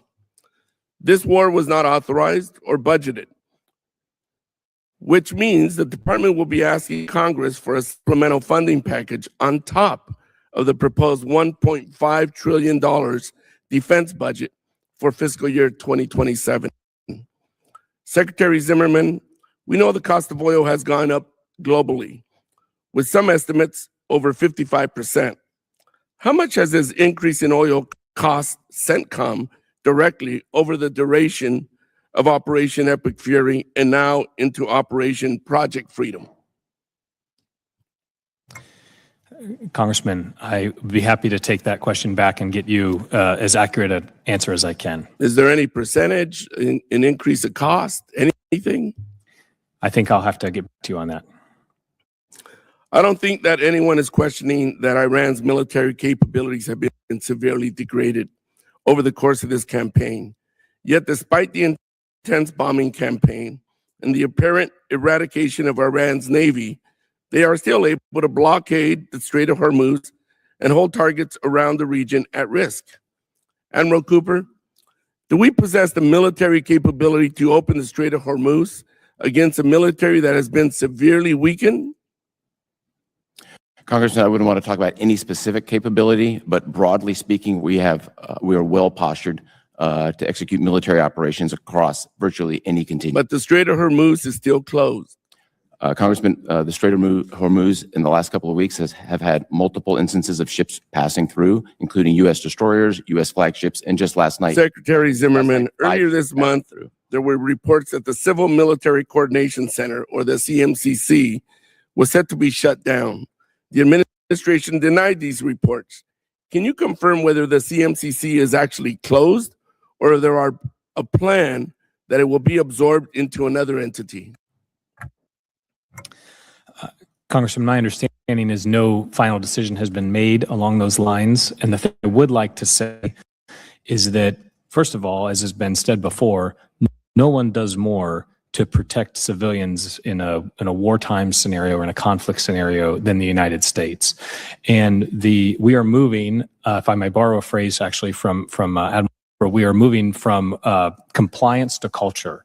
The principles that are inherent in protecting civilians are now baked into our processes in a way that hadn't been before. Let me continue. How much is the CMCC currently overseeing the distribution of humanitarian aid into Gaza? What are the current obstacles to aid delivery? And how would the closing of the CMCC affect aid delivery? Can I defer?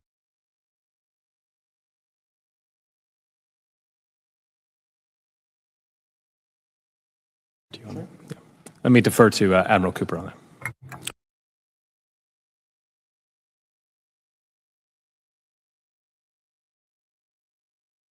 So the CMCC plays an indispensable role in both stabilization and the coordination of the delivery of humanitarian assistance. Since its inception, more than 70 countries and international organizations are in the CMCC. Admiral, what are they doing right now? They are helping to coordinate the delivery of humanitarian assistance and keep the ceasefire in effect, which has been successful for the last 7 months. How much aid has been delivered in the last 6 months? I can come back with the exact number, but back in December, the IPC, who is the oversight organization for aid, said that famine is no longer a threat in Gaza. I think it's a reflection of U.S. service members' absolute commitment to this mission, which has gone extremely well. Thank you. Mr. Chair, I yield back. I thank the gentleman for yielding. Chair now recognizes the gentleman from Mississippi, General Kelly.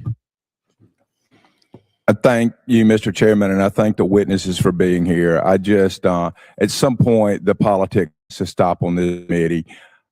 When they say, kill them with kindness, take them out, 86 them, blow them away, nuke them, destroy them, that's hyperbole. When President Trump says that, it's an actionable term. It's either one or the other. It's not both. And to use it when it's convenient politically is not right for either party, for either side. I would just say, when the president said give no quarter, did he give a lawful order to the military to give no quarter, or was it just a tweet or something that he said? Did he give anybody sitting at that table a lawful order to give the enemy no quarter? No, sir. No, sir. Did either of you interpret any tweet, message, talk on TV, anything else? Did you interpret that as the right for you to give the enemy no quarter? No, sir. No, because it's hyperbole. It means we're going to do everything necessary to win this war and nothing more. I now want to talk to you, General Anderson, about the Buckeye H-3 Delta platform that's reportedly flying in AFRICOM.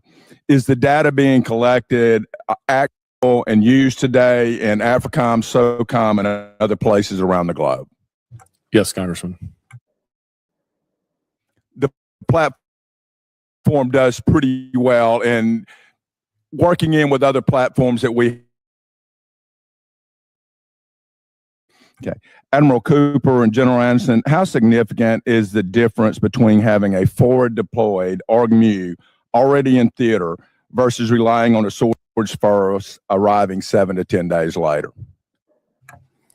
So the ARGMU plays an indispensable role across the 20-plus mission sets that it has. We see the value, as we sit here right now, enforcing the blockade. They're playing a predominant role in that enforcement. And I want to talk a little bit about oil prices too. There's been a lot today. In June of 2022, the average U.S. gas price was $5.02 a gallon. $5, which is much higher than it is today.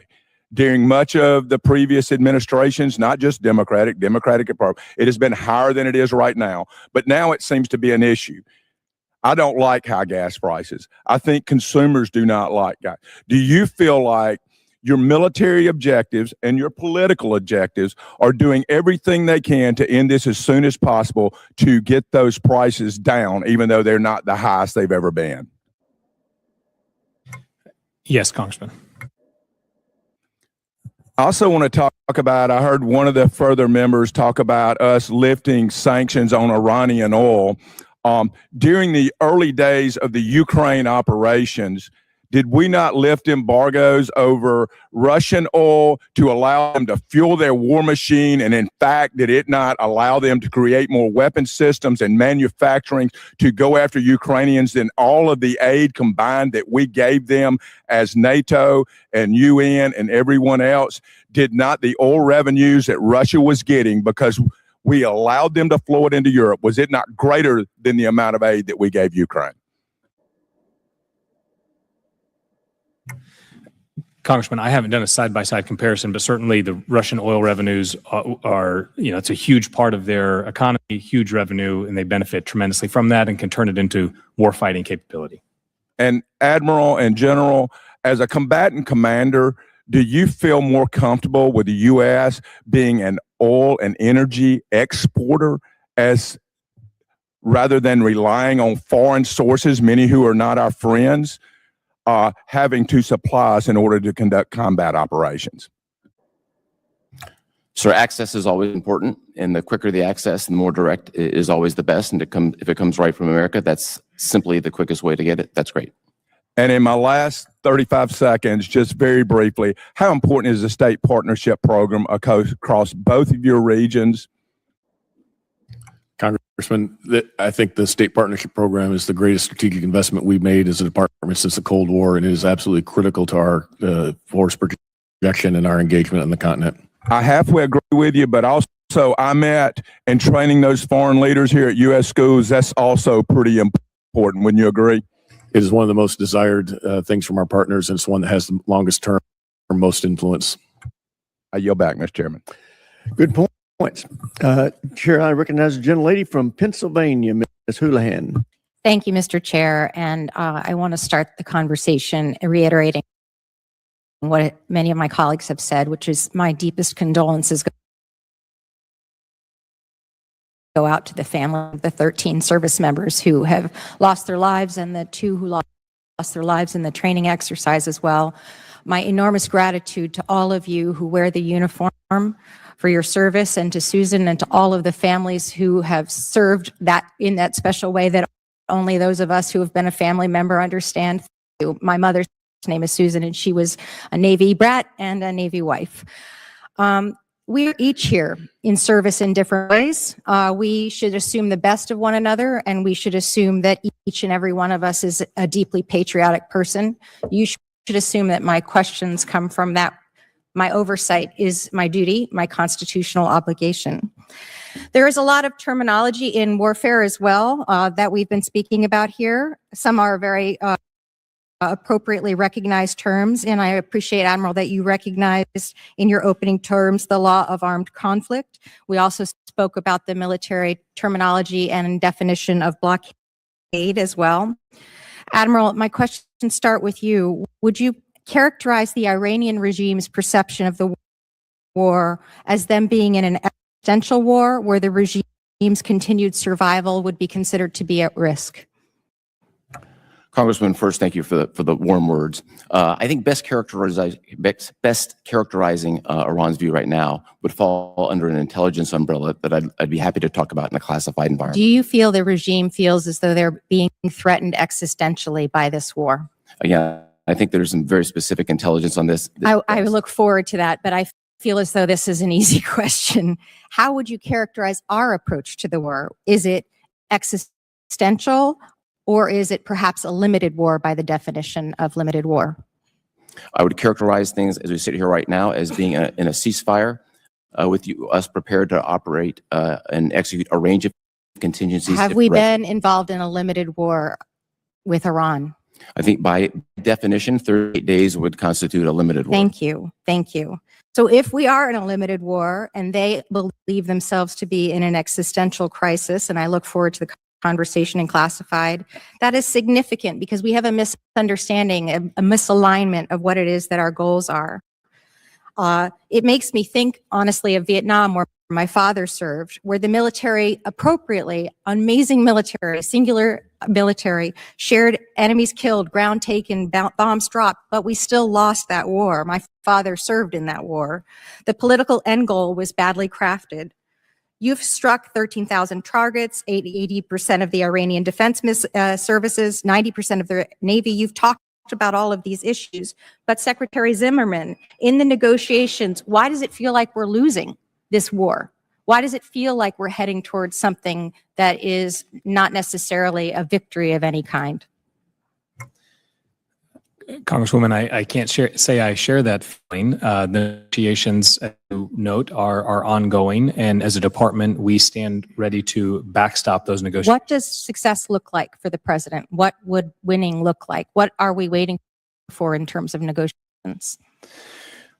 I'll defer to the White House on the specific aims of those negotiations. I think, as has been stated clearly, there is, the president is looking for a long-term solution to secure the interests of the United States and reduce the Iranian threats. I just US worry interests that we're in a position where we are at a stalemate. Two blockades don't make a right, and that's, I think, where we are right now.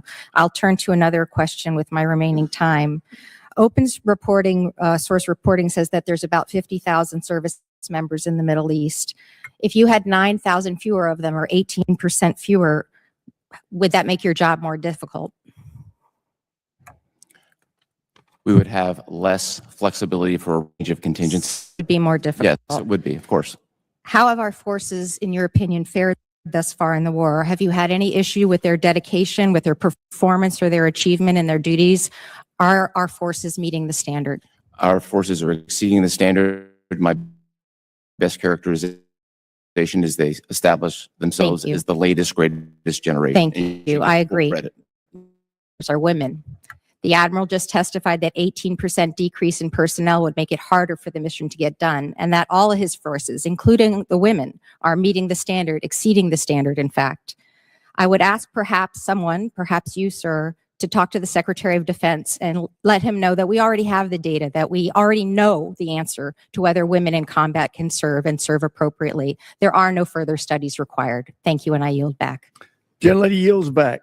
Chair now recognizes gentleman from Guam, Mr. Moylan. Thank you, Mr. Chairman. Thank you to our panel. I truly appreciate your hard work and your dedication to our nation and taking care of the American people. I really appreciate you and believe in what you're doing. Admiral, you, in your written statement, you talked of how we're doing with the situation, but you also talked on how we can maintain this from not continuing on. A long-term solution, I looked at it as in with burden shifting, talking with our allies on how they can become more active in investment, especially into the foreign military sales. Burden shifting that would help us maintain this freedom that you are establishing now with the wins that you're getting. Guam played a critical role also in your area as well. Midnight Hammer as a decoy in the situation. And I see this as also how we're using our first and second island chain as our allies in the Indo-PACOM, as we have the allies in CENTCOM that you're working with too. And also with affording them the foreign military sales as well and protecting our oceans. Do you feel that this should also be a priority for Indo-Pacific by prioritizing their defense spending to facilitate the administration's burden and sharing priority as you have advocated for CENTCOM partners? So just a note on burden sharing in the central region. We're past the concept. They have been serving side by side, defending Americans over the course of multiple months. We couldn't be prouder. They're all eager to assume a greater responsibility for their own defense. They have bought $320 billion versus of American weapons. That number alone would be the second largest defense budget in the world behind our own. So they're eager, they're well trained themselves in combat by defending Americans. I think that's a fantastic model that could be used in any theater. And would you agree by investing in U.S. platforms and weapons, that's the best investment they can do by increasing their military spending? It's crystal clear to all our partners that American weapons and systems are the best in the world. Okay, I thank you for that, and I'm also hoping that Taiwan was quick to purchase the foreign military sales, and I'm hoping they can get what they purchase as soon as possible as well. And moving on then, speaking on munitions, it's been stated Iran they developed their military deterrence with conventional shield, their missiles, so ballistic missiles, so they can be allowed to continue the development of their nuclear program, which you successfully put aside. But also in our epic fury on how we did that is we used our ammunition stockpile. So with the current stockpile we have now, are you concerned about our own conventional shield to protect CENTCOM and especially the Indo-PACOM?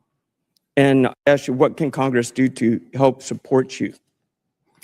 Congressman, I have no concerns about munition supply. We are well supplied and well postured for a range of contingencies to protect Americans and execute other operations as directed. I'd really defer to my colleague, Admiral Paparo, on anything specific. But what I'll also say is the United States military can move munitions and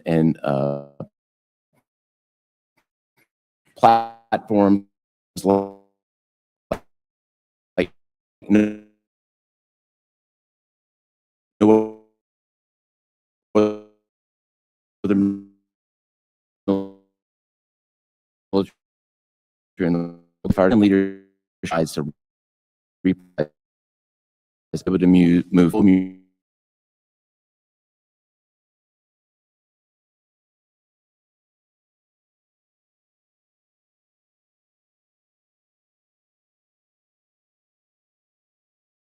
And do you think this will affect the importance that for study to deter aggression in the Indo-PACOM since we overextended the Ford?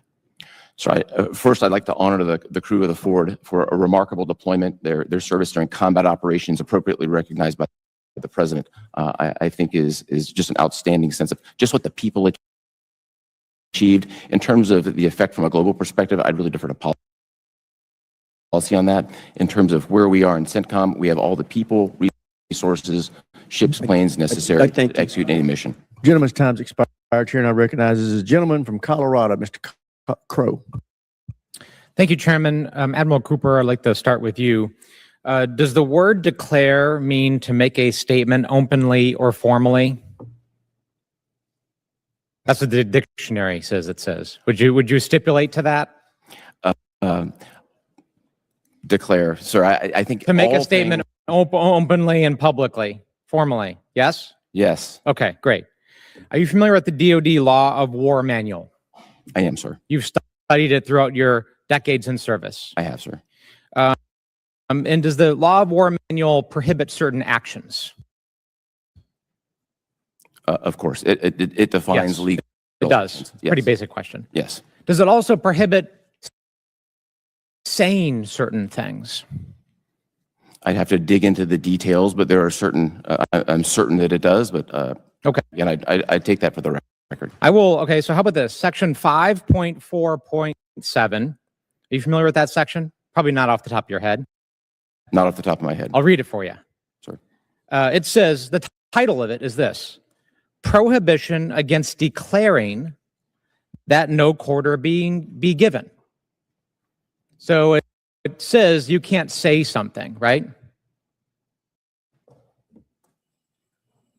Yes? That's, I'll go with this line. Pretty basic. Yes, sir. Okay.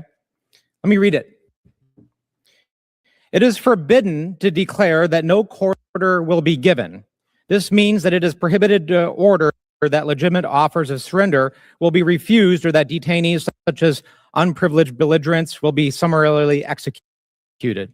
Moreover, it is also prohibited to conduct hostilities on the basis that there shall be no survivors, or to threaten the adversary with the denial of quarter.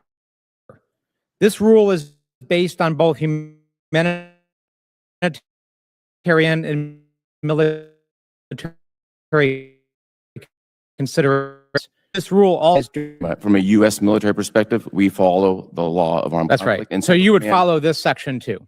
The U.S. military follows the law. Correct. So you would never declare state openly and publicly that no quarter being given because our own law of war manual prohibits it, does it not? I have never made a declaration. You haven't? Oh, no. Does the law of war manual prohibit it? I'll take that for the record. But I just read it to you. I just read it to you. Yes, sir. You're a combatant commander. You're one of our most senior military officers with tens of thousands of service members under your command. Does the law of war manual state that it is prohibited to declare that no quarter be given? It prohibits a large number of things. No, I've asked you. I will follow. I just read the provision to you. I just literally read the provision to you. Does it prohibit you or anyone else from declaring that no quarter be given? I just read it to you. We will follow everything that's in the law. Answer the question, Admiral Cooper. You have tens of thousands of service members under your command. And I literally just read a provision from the law of war manual, our own manual. Will you not just say what I just read to you? I will say that we will follow the law of armed conflict to the T. This is just unbelievable to me. I find the same thing, sir. This is just unbelievable to me. Follow the law of armed conflict You have very calmly. You have tens of thousands of service members under your command. I literally verbatim just read a provision from our own law of war manual, and you will refuse to say what that provision says. Will you agree that it is prohibited under our own manual that you and all the people under your command are obligated to follow to declare that no quarter be given? I will agree, consistent with my constitutional responsibility, to follow the law of armed conflict to the T. And I expect everyone working for me to do that. This is not leadership. This is not leadership. To not be able to say something as basic. The people, the men and women who we represent, who are under your command, deserve leadership. Mr. Chairman, I object. This is a personal attack. This is unfair, and appreciate that Admiral very much as a Navy dad. This is well within the purview. This is well within the purview of my questioning. If I may. Gentleman's time. He's I reclaim my time. Can I claim some additional time? I'm going to give you some extra time. Go ahead. It's our job to make sure the law is being followed. That is literally the obligation of this Congress. I read to you a provision of our own law of war manual, and all I want you to say is what the provision says. That it is prohibited. It is prohibited. This is the title. This is what the title says. To declare no quarter given. I will follow the law to the T and expect everyone to do the same. This is extremely disappointing. Our service members deserve far better than this. I yield back. Gentleman yields back. I want to make it clear that when a member is recognized, it is the member's time. They can make a speech with their time if they want to. They can ask a question with their time if they want to. They can do a little of both.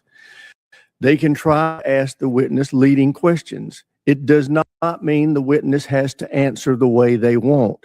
The witness is in charge of their answers. The member may or may not like their answers, but you cannot compel the witness to give the answer you want them to give. But having said that, the member can try to ask leading questions if they want to, and it may be bothersome to other members the way they're doing it, but it's their time. With that, the chair now recognizes a gentleman from Wisconsin, Mr. Van Orden. Thank you, Mr. Chairman. I'd like to read a quote from the Chairman of Joint Chiefs of Staff. The procedures were correctly followed, and it was a righteous strike. That was General Mark Milley talking about the Hellfire missile that killed a family of 10 in Kabul. And the Department of Defense obfuscated that a reality until they were forced to admit it. And they did that because they didn't conduct a thorough investigation. And they lied to the American public. So we must actually take the time to do a thorough investigation of what took place overseas. Mr. Zimmerman, are you a political appointee? Yes. You are. Admiral, it's good to see you. Master Chief, General, Sergeant Major. Admiral, are you a political appointee? No, sir. General, are you a political appointee? Appointed by the President to serve as a combatant commander. Okay, but you're not a political appointee. Okay, is there a way that we could potentially identify a political appointee versus an active duty member of the military at this table? Is there some way that we could just like look and go, I'm guessing Mr. Zimmerman is a political appointee and that you two are active duty members of the military? Is there a way we could do that? Mr. Zimmerman? Congressman, my kids have pointed out that I am by far the least impressive looking member at the table. Right, so we could just say, I don't want to. We could potentially say that there's an easy way to identify a political appointee versus an active duty member of the military. And I think it's wholly inappropriate to ask active duty members of the United States military to answer political questions, because that's not what you're here to do. And when my colleagues berate active duty members of the United States military to try to demand that they answer political questions, it's wholly inappropriate and it's inexcusable. And when we are seeking different offices than we are in currently, and we're trying to make splashes for television, that's what you get. So I want to discuss something very serious. Ranking Member Smith and Chairman Rogers recently gave every member of this committee a memo saying that there was an undisclosed, an unauthorized disclosure of classified material. And it was by a member of this committee. And I think I know who was doing this. So when I'm asked by the press, am I offended that only the Gang of Eight was informed about Midnight Hammer, I say no, because quite frankly, there are several members of this committee that have proven to not be capable of maintaining classified material and secrets that safeguard our nation. And we are not capable of doing our constitutionally mandated congressional oversight if we cannot be exposed to classified information. I feel completely uncomfortable with members of this committee asking you questions that could potentially hazard our military. And I think right now, as opposed to sending a memo around, restating what is the obvious, I believe that the Department of Justice should be actively investigating members of this committee for the criminal unauthorized disclosure of classified material. I take that very seriously.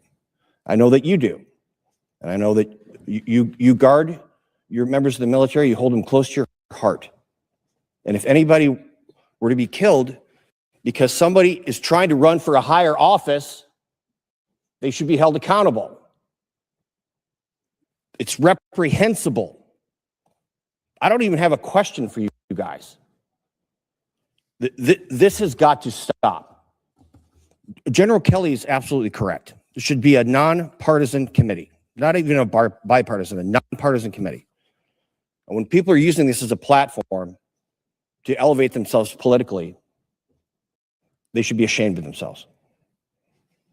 I do have some questions for you, General Anderson, for the record. That just needed to be stated out loud. So God bless you. God bless the men and women that you watch over. And I thank you very, very much for your dedication to duty. And with that, I yield back. Gentleman yields back. Chair, and I recognize a gentlelady from California, Ms. Jacobs. Thank you, Mr. Chairman, and thank you all for testifying today. Admiral Cooper, I'd like to start with you. Thank you for the many conversations we've had about the topic of civilian harm. I know it's something that you take very seriously. I want to build on Ranking Member Smith's line of questioning and give you a chance to provide some clarity on your previous statements about the strike on the school in Minab. So I led over half the Democratic caucus in a letter to the department requesting more information about this strike and urging the findings of the ongoing investigation to be made public. And the only response we received to our letter was to reiterate that there is an investigation ongoing. Mr. Chairman, I ask unanimous consent to enter both of these into the record. Without objection. Thank you. Admiral, we have public reporting here from the New York Times that the preliminary investigation, the preliminary inquiry concluded that the United States is at fault. Can I also enter this into the record? Without objection, so ordered. Can you confirm that this was, in fact, the finding of the preliminary inquiry? Congressman, I was asked about this last Thursday in a Senate Armed Services Committee hearing. We spent the weekend, myself and the staff, we looked into all 39 incidents that were outlined in the article. My assessment and our staff confirmed only one of them correlated with the U.S. strike. That was the strike in Minhab on the girls' school. That is an active IRGC base. The other 38 instances did not involve U.S. munitions. Okay. I'm actually asking about a different New York Times article, although I will get to that one. This one is about just the Minhab strike. U.S. at fault in strike on school in Iran, preliminary inquiry says. Can you confirm that the U.S. being at fault was in fact the finding of the preliminary inquiry into the school strike in Minhab? The only outcome of the preliminary inquiry was that it was recommended. I immediately directed a more sophisticated, comprehensive investigation that would be led by an outside organization. That is in progress. We're coming toward the end of it. And as you mentioned, I'm committed to full transparency. I think this is a vitally important matter. Okay. And when can we expect this investigation to be complete and shared with us? This investigation or any investigation, I'm always reluctant to put a timetable on it. It is coming to the end, and I think transparency is important, ma'am. Okay. And will you commit today to release an unclassified version of it to the public? I do. Okay, thank you. And on these other 39 allegations here, in this other New York Times article, you have preliminary assessments of these reports? We looked at all 39, yes. Okay. And your understanding is that none of the other 38 had U.S. munitions? Not just our understanding, our comprehensive assessment is that the other 38 did not have a U.S. munition nexus at all. Can you share that analysis with this committee? Sure. And beyond that, I'd be more than happy to invite you and any member of the staff here to come down and take a look at Tampa for yourselves. Good. I plan on doing that. Thank you. All right. General Anderson, as you know, I spend a lot of time thinking about the African continent, and I want to talk about our strategy in Nigeria. Over Christmas last year, the United States conducted airstrikes in Northwest Sokoto State. Since then, the U.S. has sent 200 troops to Nigeria to train the country's military. And just this past weekend, the U.S. conducted more strikes and an operation that killed Abu Bakr Mainak. This was a significant operation, including American Special Operations and SEAL Team 6. But as you also know, high-profile military operations, while they sound impressive, are not actually how you address violent extremism. You and I have had this conversation. What is the actual strategy here other than episodic military operations that amount to an endless game of whack-a-mole? Congressman, I appreciate your interest in Nigeria, and these were significant strikes that set back the ISIS network significantly globally. We have had incredibly good partnership and cooperation with the Nigerians to include their intelligence sharing. We are working with them as they address the strategy to address the greater drivers of this terrorism. Our role in the military is to help them with the violent extremist piece of it. We have worked with them to introduce them to other nonprofits, other folks that can help with the law enforcement pieces as they are looking at options to address the drivers of this instability and violent extremism. Well, thank you for that. But, you know, with respect, we've tried this model across the Sahel before. In Mali, Burkina Faso, Niger, it collapsed. We often were responsible for training the very officers who committed the coups. So I only have 3 seconds left. I would like you to take for the record, if you could, what is materially different about what we're doing in Nigeria from what we've done in the Sahel. And Mr. Chairman, I yield back. Expired. Chair, I recognize the gentleman from Virginia, Mr. McGuire. Thank you, Mr. Chairman. Thank you to our witnesses for being here today. I want to say I couldn't be more proud of the work that you're doing and in our men and women in our military. We wouldn't have a country without our men and women in our military who risk their life and sometimes give their life for our freedom. So thank you. I had the honor Saturday of joining our incredible Secretary of War, Pete Hegseth, and our Chief of Naval Operations, Admiral Caudill, as we welcomed home the USS Gerald R. Ford Carrier Strike Group. And I got to tell you, the morale is high, and they accomplished a lot. And again, congratulations on weakening ISIS with the recent strikes. Admiral Cooper, Operation Epic Fury achieved in just 38 days of combat operations a foreign policy that eluded decision makers here in Washington for the past 40 years. I have several simple yes or no questions. Over the past 2 years leading up to this operation, is it true that Iran and its proxies were routinely attacking American forces and partners across the region? Yes. Without getting into certain details, would you say Iran was racing to build a massive conventional shield of missiles and drones to protect its nuclear program and its ability to build a nuclear weapon? That's indisputable, yes. Did the more than 13,500 strikes conducted during Epic Fury significantly degrade Iran's ability to produce and employ its conventional weapons stockpiles? Not just degrade, but they degraded every element of national power. And if they were to get a nuclear weapon, and they used it on, say, Paris or London or even U.S. soil, would that kill hundreds of people, thousands of people, or millions of people, in your opinion? Notwithstanding that there's a this I wouldn't want to discuss, but we all know nuclear weapons kill millions of people. Absolutely. So again, I'm so glad that you guys had the fortitude and the strength to step up and stop this incredible threat, not just to the U.S., but to mankind. Admiral, you recently stood up the Rapid Experimentation Joint Task Force and Task Force Scorpion Strike, a first of its kind UAS squadron that used Group 3 one-way attack systems during Epic Fury, Lucas drone. How are you sharing the lessons from this model with other combatant commands, and how is it feeding back into the acquisition cycle for the rest of the joint force?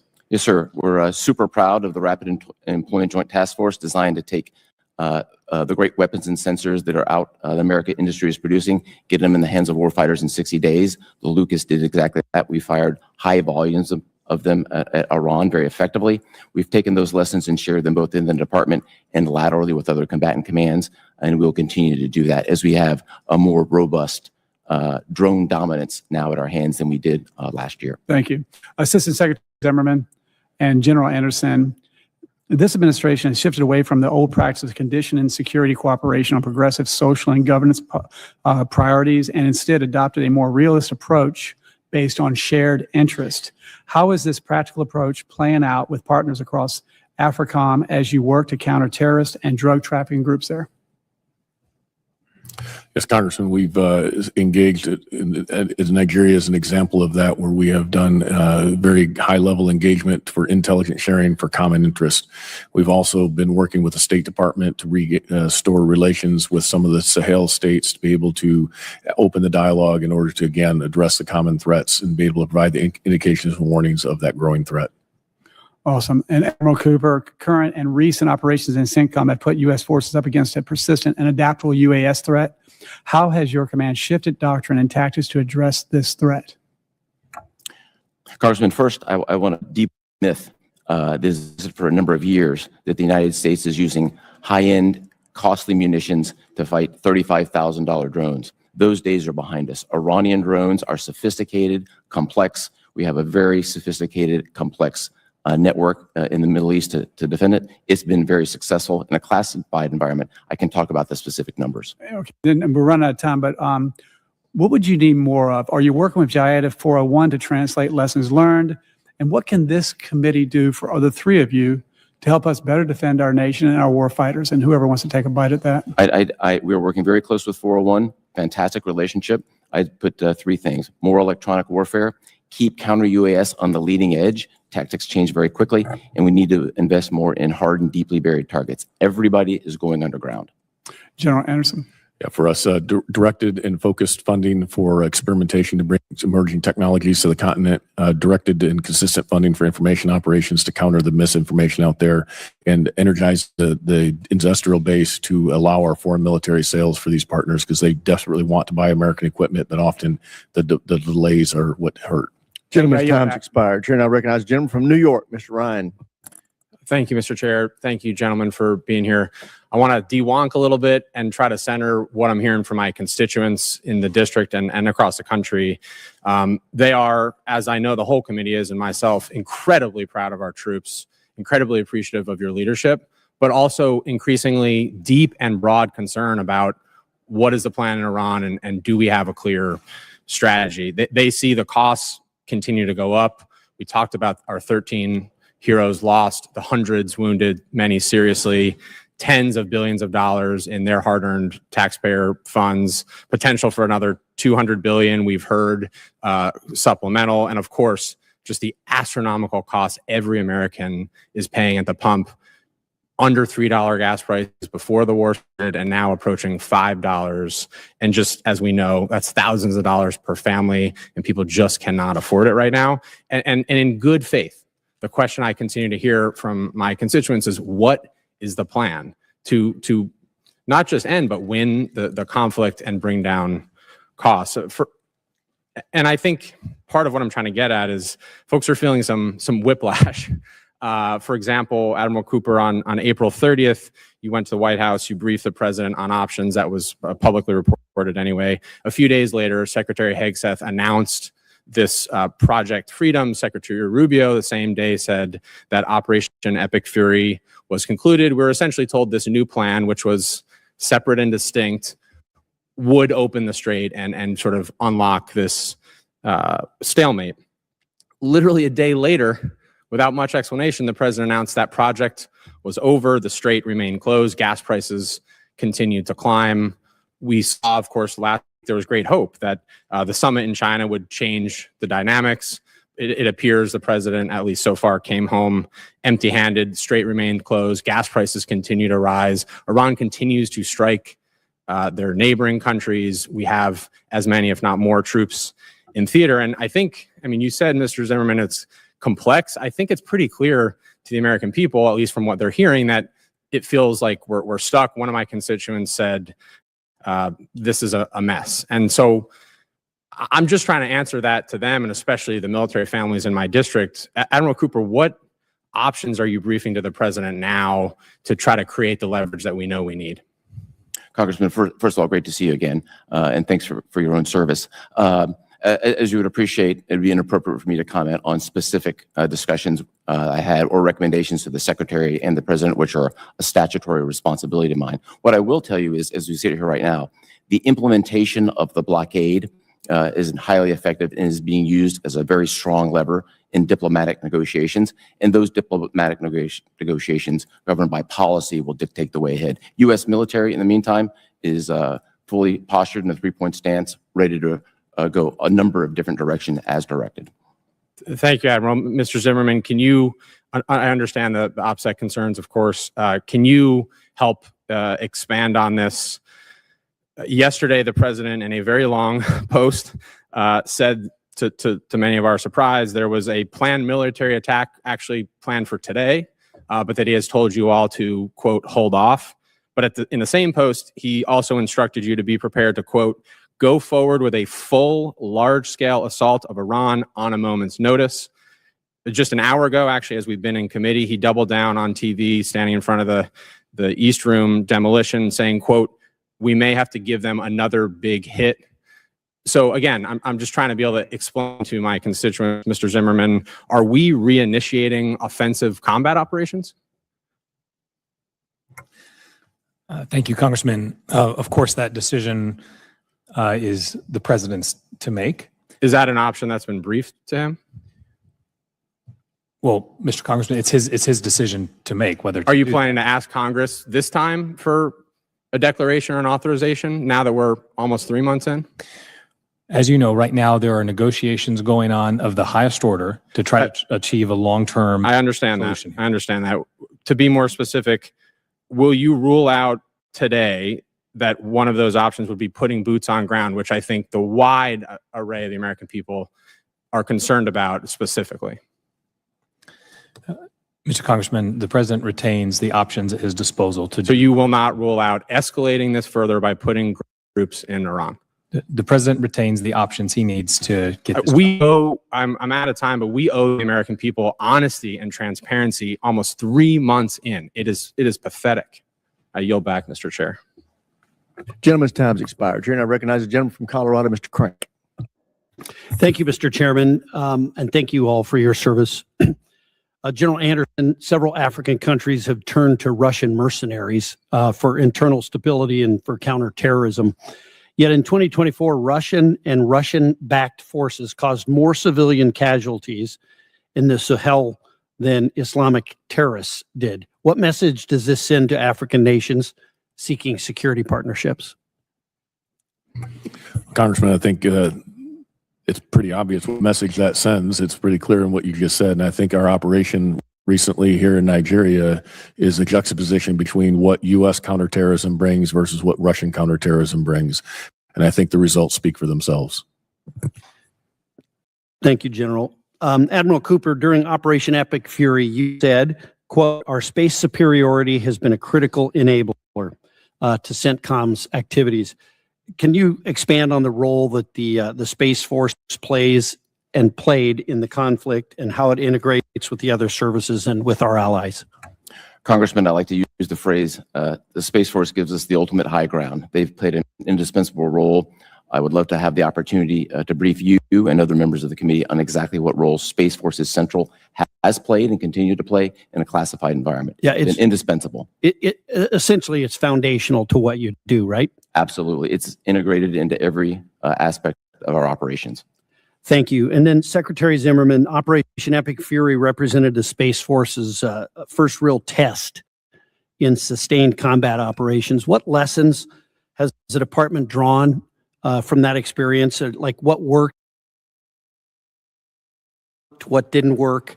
Were there any capabilities or gaps that surprised you?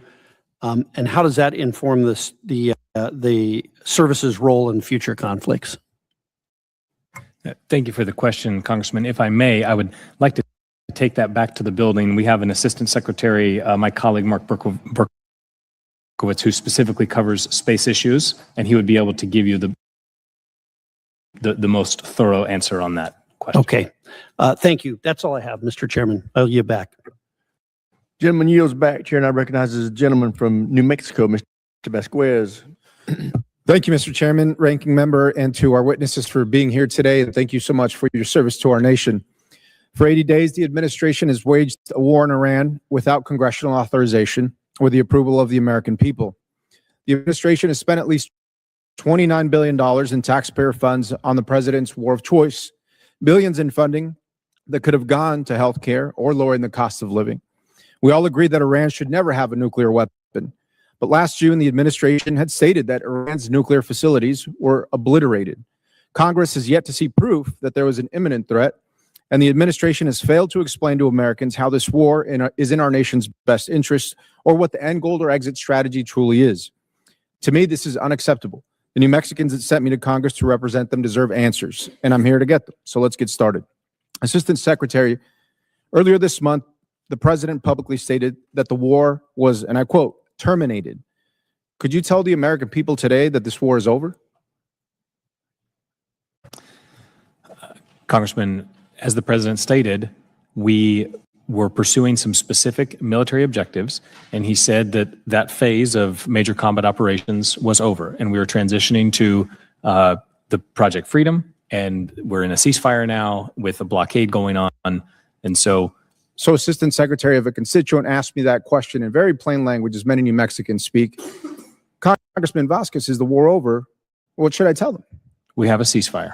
We have a ceasefire. So does that mean the war is essentially over? Is that a yes or no? I would answer by saying that we are in a state of ceasefire. Well, the war is now approaching 3 months, and let's be clear, it's never ended, and Congress has never authorized these military actions. A large U.S. military presence in the Strait of Hormuz remains blockading Iranian ports, which under international law is an act of war itself. Additionally, the administration recently struck multiple sites and Iranian flagged ships. Our troops are still at risk, and just yesterday, the president publicly threatened more military strikes against Iran. We're clearly still in a war, and American taxpayers are paying for it. Now, gas prices in New Mexico are about $4.50 per gallon. They're paying double for their fertilizer. I just spoke to 4 farmers in my district who potentially will have to shut down their operations if they don't have relief anytime soon. My constituents want this war over. What's the administration's exit strategy? What's the efforts to reopen the Strait of Hormuz, Secretary? That's certainly part of the negotiations that are ongoing as we speak.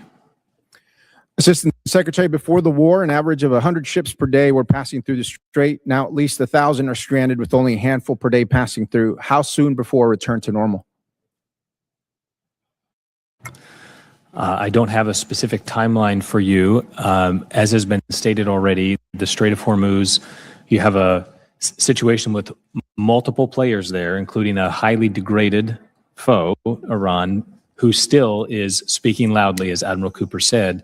And the flow through the strait is not only impacted by real military capabilities, which have been seriously degraded, but also the decision-making of commercial actors as well, and their calculus as they think about their own operations. And So Assistant it's a Secretary, complex scenario. is the option still to escort ships through the strait? Is that still an option that's viable? Our department will be responsive to any option or any directive that the president gives us. Okay. I just think it's important because it seems like every day we have different strategies of how to reopen or open the flow of the Strait of Hormuz. My constituents ask me, and I can't give them a straight answer because, like you mentioned, the president changes his mind on a daily basis, and it is very tough to have predictability, especially in the economy, if we know that all those tankers are essentially, it'll be months before they get here. Perhaps oil and gas will come first, but fertilizer will come second, leaving our farmers probably till the fall or winter before they see those prices go down, and that is a problem. And so to me and to the American people, the lack of this clear vision for how the U.S. is going to get out of this war or reopen the strait is really, really concerning. No one asked for this. Americans voted for a president who promised to keep our country out of senseless forever wars. And today that promise, as we see, is broken. This war of choice is costing the American people billions as their cost of living continues to spike from inflation, from rising gas prices, and from tariffs. Those are the folks that I represent and what they care about. And we just learned that our largest military objective is simply to get us back to where we started before the war. The American people deserve to know why they're sending their sons and daughters to war. They deserve to know how long this war will last and how much it will cost. They deserve to know if it's going to endanger American lives and civilians domestically and abroad. And they deserve to know when the price of damn gas is going to go back down again. Thank you, Mr. Chairman. I yield back. Gentleman yields back. Chair now recognizes the gentleman from Kansas, Mr. Schmidt. Thank you, Mr. Chairman, and I want to thank all of our witnesses for their testimony today, and particularly for you, Admiral, and you, General. I want to thank all of the men and women under your command and their families and friends and colleagues, and we are grateful for their service as well as your own. Admiral, let me start with you, or perhaps Mr. Zimmerman, just to clarify a fact. I think I've heard two different things over the past several weeks, and I'd just like to know what the disconnect is. I believe you said today, and I think Mr. Zimmerman also, you used the number 14 in referencing the number of Americans who have been killed in this operation or these operations. That's the same number that Secretary Hegseth and I believe General Kane used at that table a few weeks ago. But most of us have been using the number 13, including a number of my colleagues here today. Can you shed any light on where that discrepancy lies? Certainly, there's Congressman. There's simply an individual who died outside of. He was not killed in action, and I would just but in respect to his family, we honor him along with the other 13. Thank you very much for clarifying that.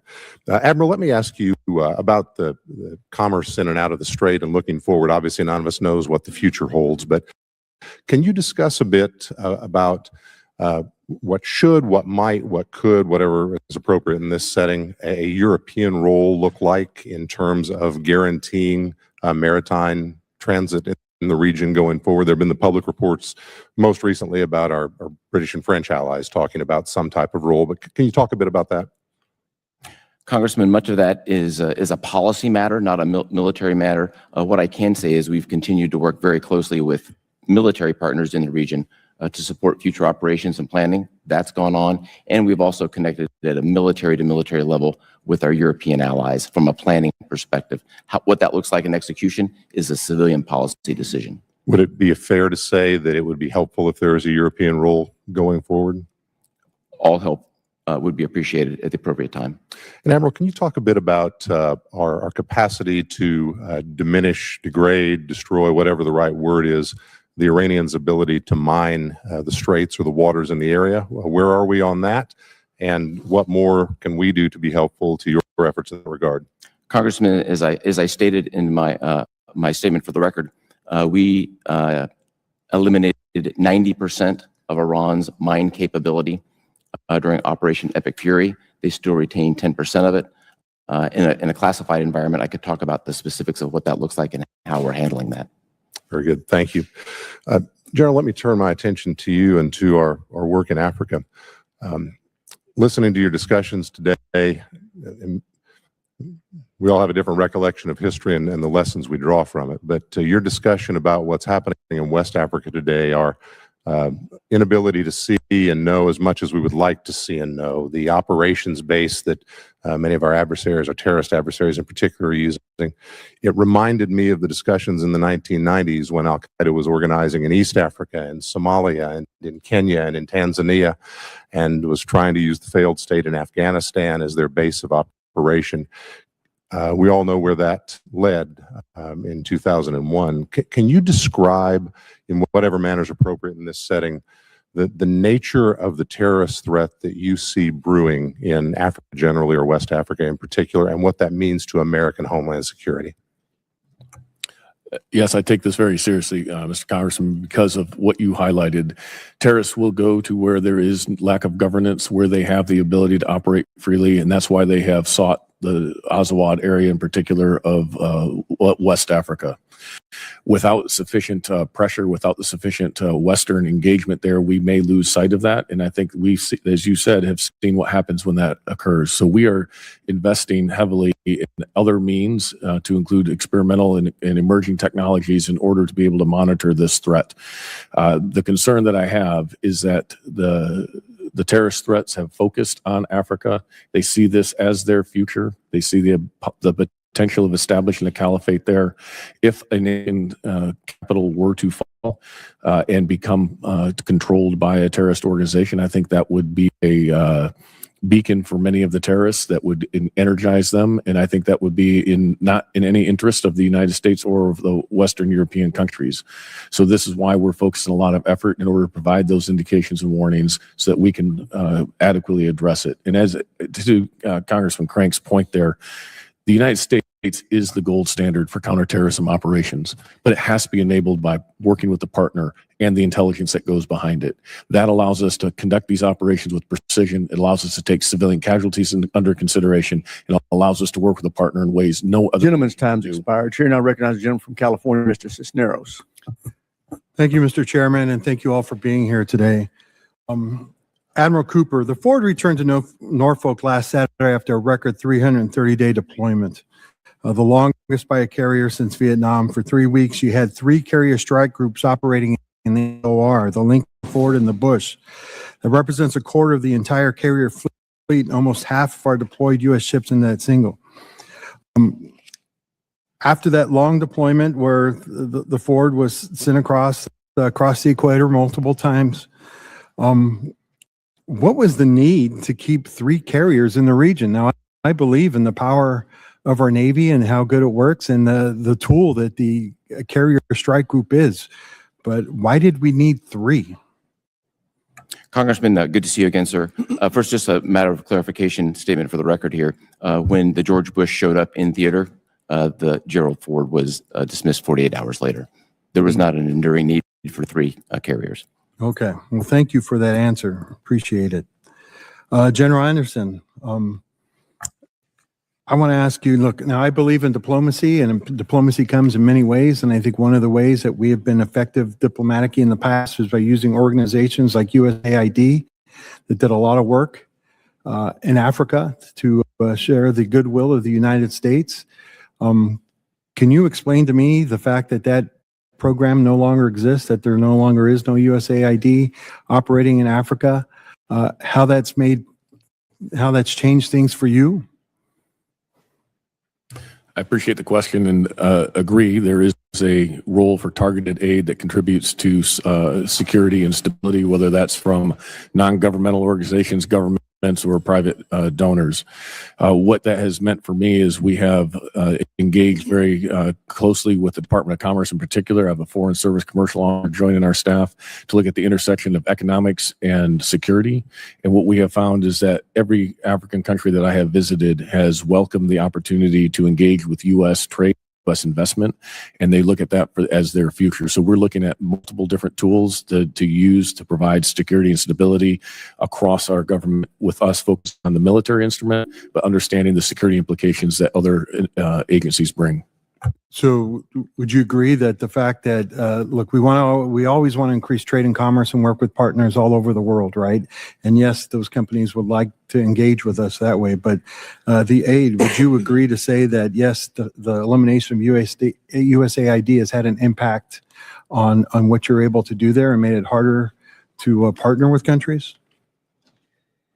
I think that's still to be determined, Congressman. We have not seen what that impact is entirely. There is still aid in Africa that is constructive for providing stability.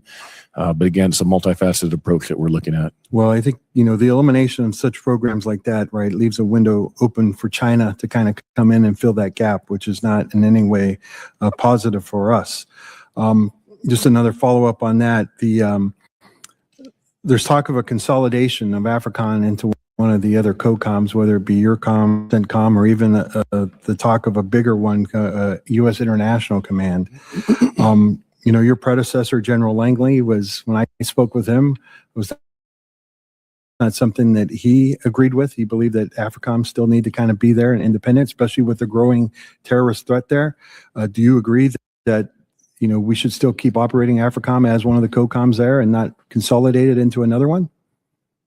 Congressman, my inputs to this discussion have been consistent in that the complexities and the security challenges of Africa, I think, need an organization that remains focused on the continent.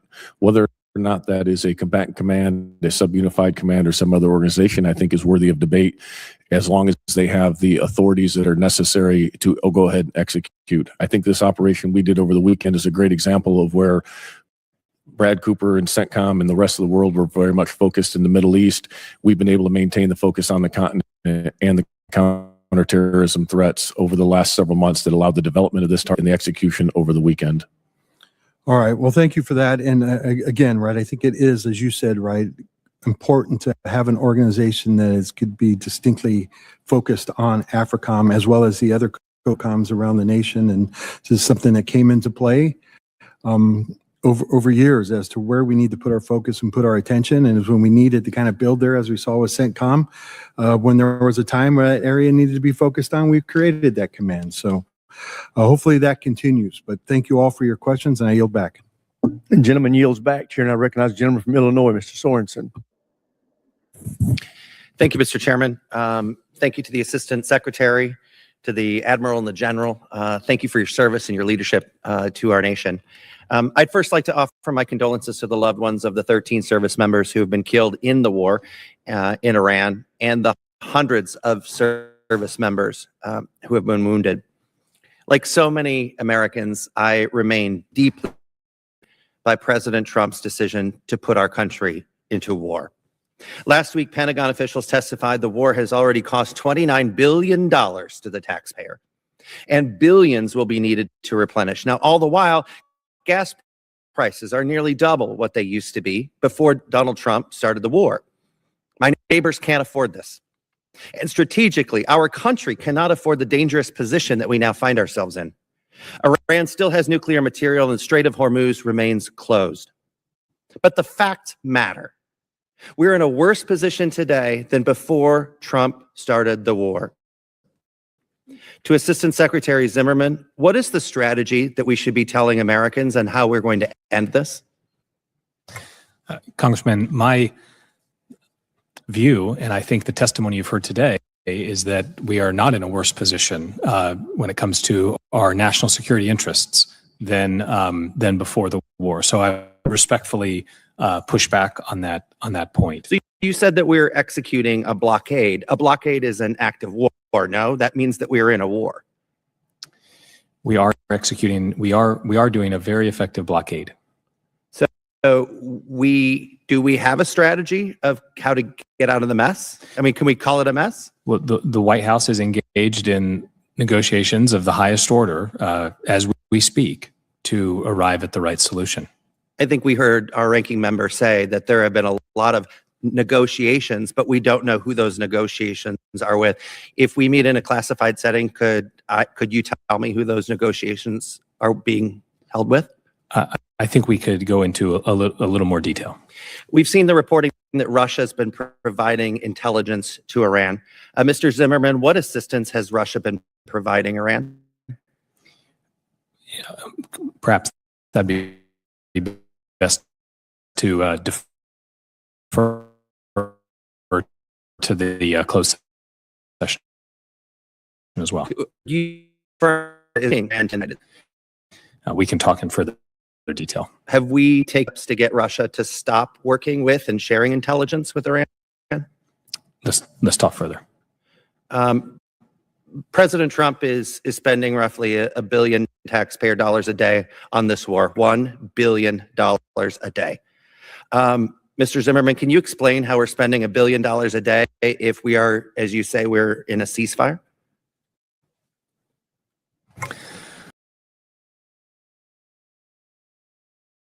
Mr. Hurst, when he was testifying, was the cost of the war to date have been $29 billion, and the department is continuing to evaluate those numbers. Certainly, and Admiral Cooper would have more expertise on this issue, but maintaining a blockade involves some degree of cost as well. So I should just say that to my neighbor who are going into massive credit card debt because they can't afford the gas at the gas station, that should be the answer? I'll defer to you on what you say to your neighbors. What I would say is the president would not be undertaking the actions he is if they were not in the interests of U.S. citizens. Well, if President Trump was serious about preventing Iran from acquiring a nuclear weapon or having this capability, he would not have blown up the nuclear deal in 2018. He would have negotiated a new deal if he is, in fact, the negotiator, if he is the deal maker that he thinks he is, but he has not done that. And if President Trump insists on spending $1 billion a day, I'd love to talk to him about how we provide school lunches to children, or ending homelessness, or making sure that people can afford their health care, or the massive credit card debt that we are going to see massive defaults in just a matter of months if people can't fill their gas tanks with the liquid that they have in their bank accounts. Mr. Chairman, I yield back. Gentleman yields back. Chair, and I recognize a gentlelady from New Hampshire, Ms. Goodlander. Thank you, Mr. Chairman. Thank you to our witnesses for being here today. I want to start with terrorism, which is a through line in both your testimonies. Actually, all three of your testimonies. Mr. Zimmerman, you wrote in your written testimony that the ISIS threat has been successfully reduced to a level that Iraqi and Syrian forces can manage with scoped and targeted U.S. assistance. Admiral, you testified in your written statement that in the rearview mirror, 2 decades of the global war on terror operations fade increasingly in the distance behind us. You also acknowledge, though, at the same time that large parts of Syria remain under marginal control by the government. And Admiral, I'm glad you addressed this in your written testimony. You brought our attention to what was a really shocking and extremely troubling development earlier this year. Last year, you point out that ISIS attacks in Syria led to the deaths of 2 service members and to an American civilian interpreter. You also testified that earlier this year in January, there was a mass in Syria. Mr. Chairman, I ask you 2026 article from the Wall Street Journal entitled, quote, U.S. intelligence says at least 15,000 at large after ISIS detention camp collapses in Syria. Without objection. Admiral, you have noted that this development raises serious concerns because of the nature of the detainees who are now at large. Can you explain to us how this happened? Congressman, thank you very much for the question.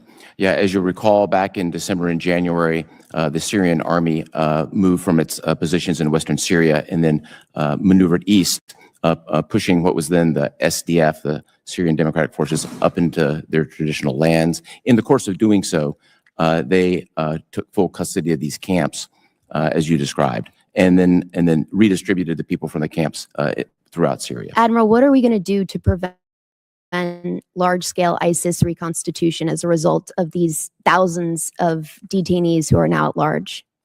Congressman, we've moved the Joint Task Force OIR headquarters, who has the lead in keeping our eye on from Iraq, now in Jordan. We've continued to work with a large. But am I right, Admiral, that Operation Inherent Resolve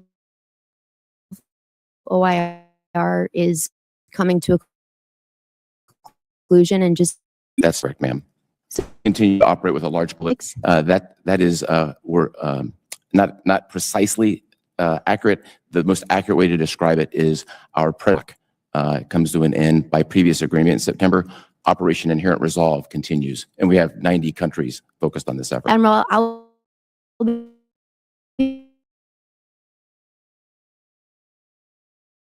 be following up with detail on this threat you're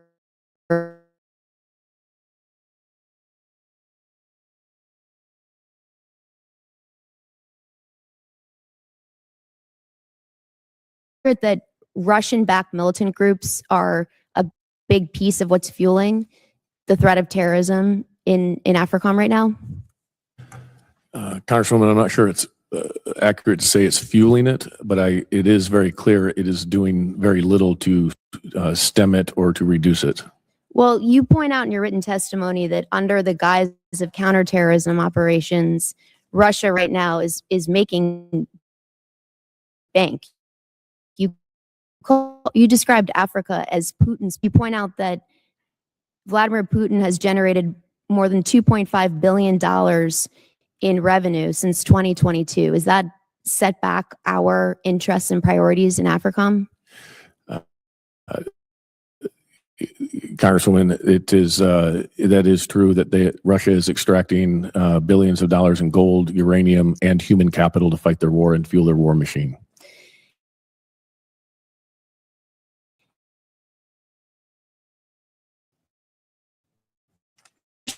Also, to Putin.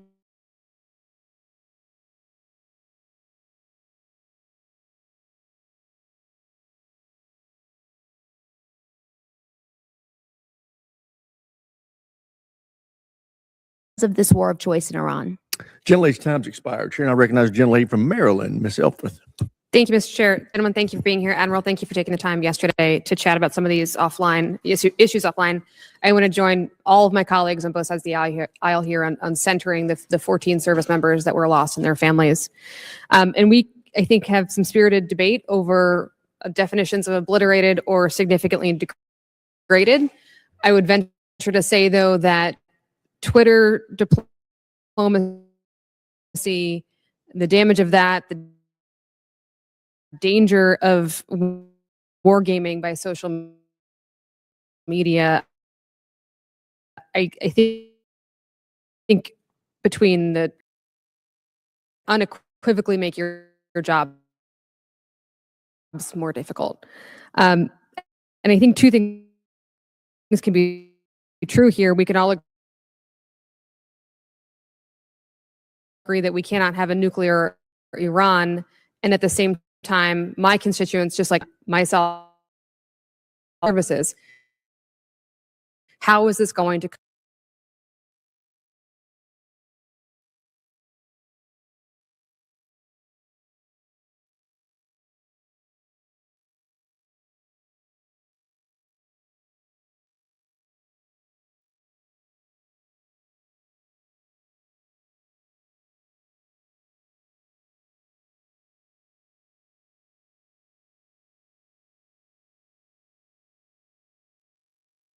few civilians in the region, the untold billions of dollars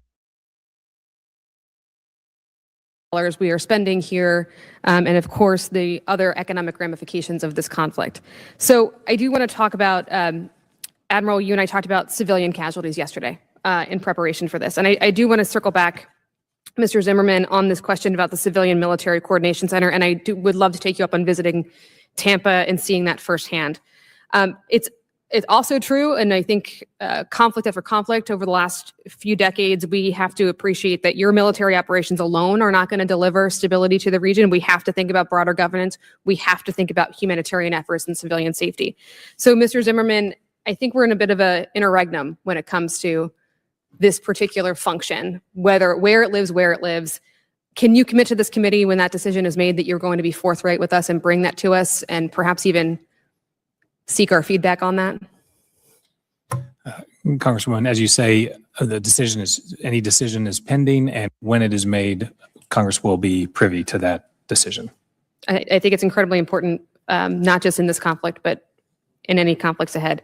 I want to move on. Admiral Cooper, can you tell me, as we bring material and tankers on our strike aircraft, what's the route that they would take from the East Coast of the United States to CENTCOM? What route would they take into the region? Ma'am, without talking operational specifics, they obviously generally fly through North Africa or Europe. Okay. And families that had to evacuate from Bahrain and other CENTCOM bases, where did they go? They were distributed between Italy, Germany, and any number of places in the United States that they elected to go. Okay. And obviously, I think we can all remember between Iraq and Afghanistan, when we've had casualties, we've often treated them in locations in Europe where our wounded have been hospitalized and treated.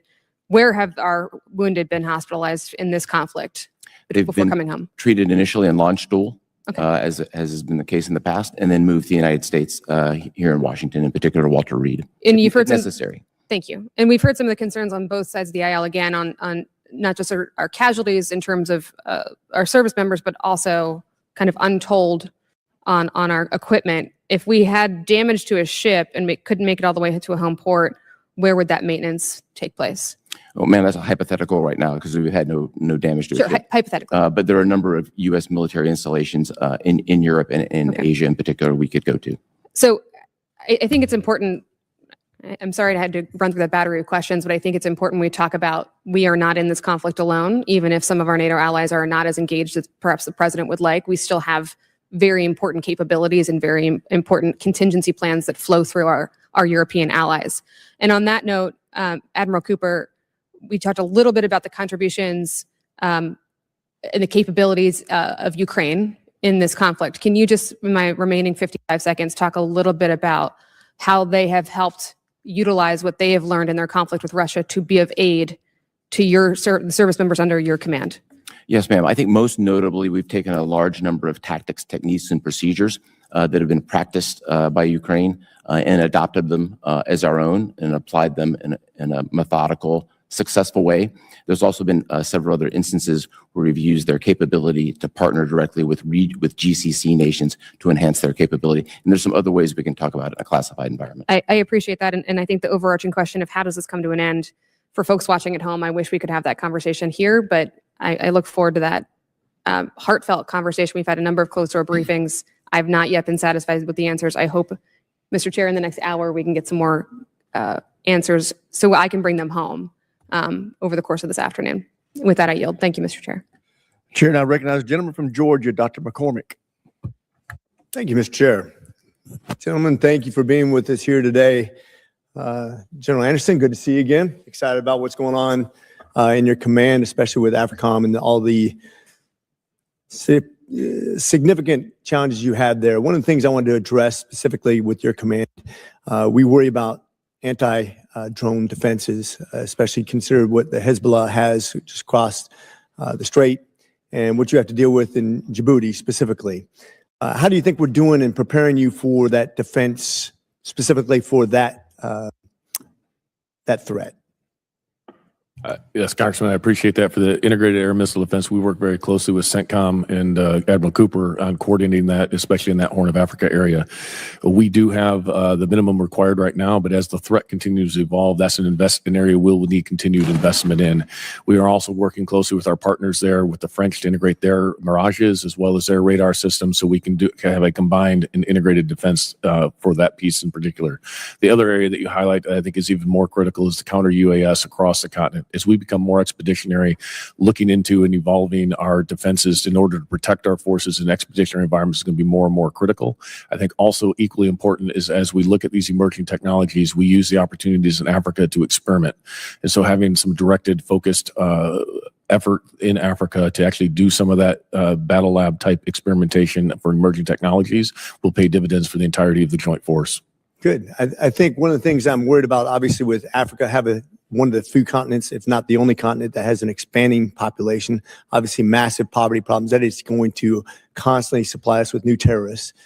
So I think that threat will be super real in your area. And I hope with the decimation of Iran that we can have less funding for Hezbollah and other terrorist organizations. I think they've been funding for decades now. And I hope you agree with that assessment too, that hopefully that will help our assessment of that area and the funding of terrorist organizations. I do agree. And I also think, though, these organizations are very resilient and they'll look for alternative forms of funding, and which is concerning for us, the Houthi al-Shabaab connection that seems to be growing, of how that may develop in the future as Iran is no longer the same sponsor for the Houthis they were in the past. I agree with you entirely. Admiral Cooper, one of the things I thought was interesting, seeing the 31st MEU deploy now into the Persian Gulf and to see what's going on with the challenge we have with Iran. When I was on the 31st MEU, we were mostly focused on Korea at the time. And I was on the original USS Tripoli. We called it the Cripoli back in the day. And we actually were on the retirement float of that ship, which went, I think, dead 4 times in the water without any attack. And we had open sewage flowing all over the place. It was a horrible ship. Good to see a new ship, but we don't have enough ship building, right? And I feel like this is a perfect example of why when we have a Marine Expeditionary Unit right there, ready to go, what kind of impact it can have in that region. And when we don't have that, when we have shortcoming in shipping or expeditionary availability, it can really affect us. What do you think our biggest concern is in our preparation for the future of Marine Expeditionary Units and the shipping? Well, so first, you'll be proud to know USS Tripoli is operating at the top of their game today and playing an indispensable role in a number of areas, particularly implementing the blockade and the 31st MEU, which I used to have operational command of several tours ago, also indispensable role. I think if we just look to the future, just in speaking in broad generalities, these are decisions made by the Department of the Navy. I'd really defer to them of what those things should look like. But if I just look at the force structure I have today, between carrier strike groups, the cruisers and the destroyer force, and the Marines and the amphibious readiness group, I think we're well postured to deal with a broad range of contingencies. And I'm speaking just from my perspective. I think other combatant commanders would express the same perspective. Oh, good. I hope you're right. I think one of the biggest things that our chairman has focused on, thank you, Chairman Rogers, for what you do, is the way we contract, the way we hold people accountable, the way we streamline this process, because obviously I think our best contract right now is about 50% over budget and 18 months behind. So I'm hoping we can get back on track with the way that we approach this, both from the Pentagon in conjunction with what the armed services are doing, because I think that's really important to the future. I don't know if you, Mr. Zimmerman, if you have anything to add as far as our security in Africa and our defenses and our posturing, how well we're prepared for that and what we look for in the future. Thank you, sir. And in policy, we enjoy a very close relationship with AFRICOM, and I very much appreciate General Anderson's approach. As you have read in our national defense strategy, we are looking particularly at terrorist threats that could target the homeland. We're also looking at countering China in ways that specifically relate to our ability to flow forces and working with operational independent partners. Gentleman's time's expired. Chair, and I recognize gentleman from Virginia, Mr. Vindeman. Thank you, Chair. So, gentlemen, thank you so much for being here today. I want to start with a quote from Sun Tzu that I'm sure many of you are familiar with. Sun Tzu wrote, "Strategy without tactics is the slowest route to victory. Tactics without strategy is the noise before defeat." And I think that's the crux of the situation that we find ourselves in Iran today. So I, along with my colleagues, many of my colleagues on this committee, are deeply concerned about the administration's actions in Iran, and that those are tactics without strategy. And my constituents, many of them feel like we're losing. But one thing is for sure, we know for sure that gas prices have skyrocketed, inflation is increasing, and there's no real end in sight right now. Despite the significant tactical and operational destruction of Iran's military, the Strait of Hormuz remains closed for all intents and purposes and is causing significant damage to the global economy. In fact, the IMF has already said that global GDP will be 3% lower because the strait is closed. And my constituents are feeling that every day in the form of rising costs. In addition to the petroleum products, obviously, fertilizer prices have doubled. And I'm sure you've heard that today as well.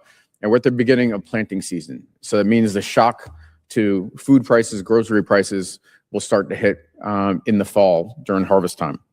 Those are pretty significant costs. And they're being felt even more broadly by our international partners that are susceptible to these types of shocks. So I'm frustrated because this was foreseeable. I mean, we could have foreseen that the Iranians would have closed the strait, and that's been demonstrated in numerous war games for decades, and it was avoidable because ultimately this is a war of choice.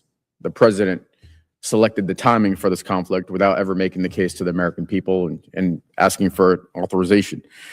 So as we move out from here, I hope we can focus on the strategic objectives and not be distracted by the red herring of the tactical and operational objectives. I mean, for all intents and purposes, sinking their navy is like the same as saying we've eliminated their horse cavalry or we've knocked out all their galleons. It's not really the thing that we need to be focused on, right? And that's not what the constituents are concerned about. Right now, there is no real plan to deal with Iran's nuclear program and to open the strait. So let me turn attention a little bit to the drone question. Admiral, there's a Task Force Scorpion, which is a battalion-sized element that's purpose-built to employ Group 3 one-way attack drones. Drawing on your first-hand experience on that formation, what one or two lessons can we draw for CENTCOM and more broadly for U.S. military?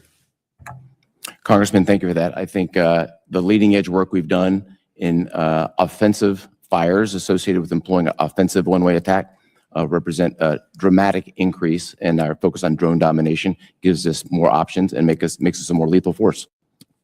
And is that a capability that will help us reopen the strait?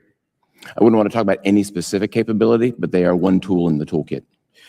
Absent actually controlling the terrain and ground operations, is there a way to open the strait is it just fire control, or do we have to actually control the terrain? Congressman, I think there's a broader discussion best discussed in a classified forum. There's a lot of military options here and lots of tools in the toolkit, and those will be driven ultimately by policy. Well, this is another area where I'm afraid the other shoe's about to drop, is that the only way to get at this problem set is to deploy ground forces and seize terrain. And the American people are not prepared for that. And they need to be ahead of time, not like this conflict was initiated. Admiral Cooper, I want to turn attention to the deadly attack that killed our soldiers in Kuwait on March 1st, including one of my constituents in Spotsylvania County. When will the investigation into that incident be complete?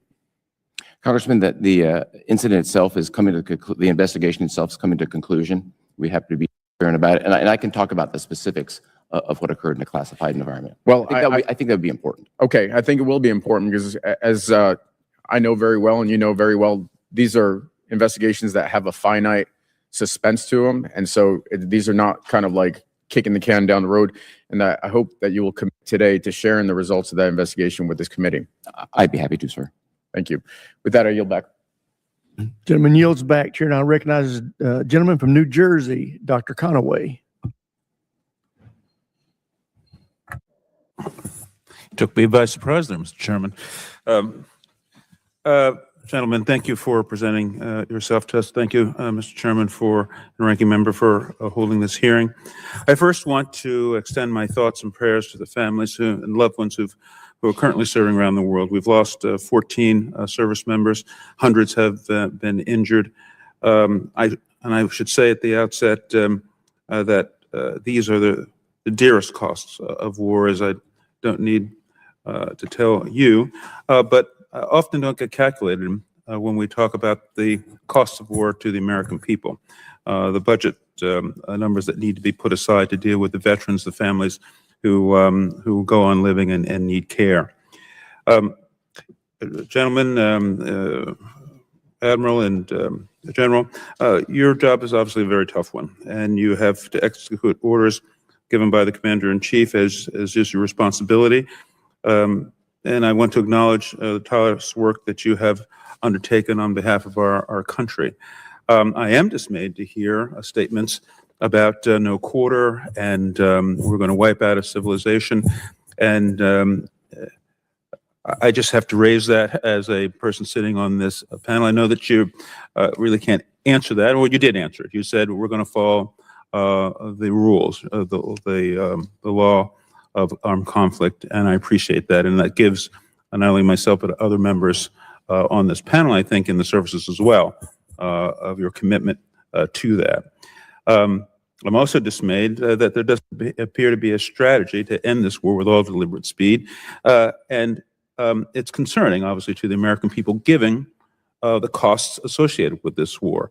Recently, Yale came out with a study that American people are spending $40 billion on fuel costs. That American families are going to spend about $3,500 on such expenses at year's end. And of course, sadly, the president has said that this microeconomy, this household economy, is not important to him. Those are paraphrasing his own statements. But it is important to my constituents and to the many people across this country who understand that they are paying for this war. And because the American people are paying for this war, they have a right to know what a strategy is going to be undertaken to end this war. So, Mr. Zimmerman, could you please outline how we're going to get to the end of this conflict? This conflict is not going to be ended, in my view, by military action alone. It's going to take negotiation. We've had waffling back and forth. It's over. It's not over. We're going to get a deal. It's not. We don't have a deal, and it doesn't appear to the American people, and rightly so, that we have a plan to end this conflict. So, can you enlighten us? How are we going to get to the end of this conflict and put a stop to the enormous strain that is placing on our budgets as a nation and on the micro budgets of the many people in this country who have to get about the business of living and working and raising their family and preparing for the future? Mr. Congressman, thank you. As you know, we have a ceasefire, and that is the current state of affairs. For the blockade going on, but go ahead. Yeah. And the White House is engaged in high-level negotiations to reach a resolution that will be in the interest of the American people and advance their safety and prosperity. Any idea, again, when we're going to get to the end of this conflict and end it? I personally have to tell you, I think we should declare victory and leave and get our people home. The best way to protect them is to pull them out of this conflict and lower, with the appropriate cautions, our presence there in that region and begin to repair the great damage that this war has caused to our allies and to the world economy. Never mind, and to understate the damage to our own economy. Let me move on and getting back to this, again, this cost question. On April 29th, the committee was provided information on the costs of war. The comptroller was here and provided a number of $25 billion. At that time, we have heard repeatedly in the press that it's $1 billion a day and more. And now it's somewhat almost 30 days later. Oh, well, not quite 30 days later, but now we're told that the number has just risen to $25 billion. It seems out of step with what we're hearing about what the daily costs of war are.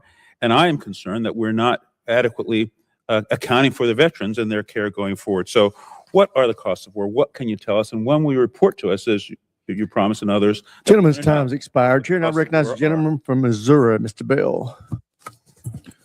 Thank you to the witnesses for being here today. General Anderson, it's good to see you again. And I appreciate you taking time last month to discuss the challenges facing your AOR.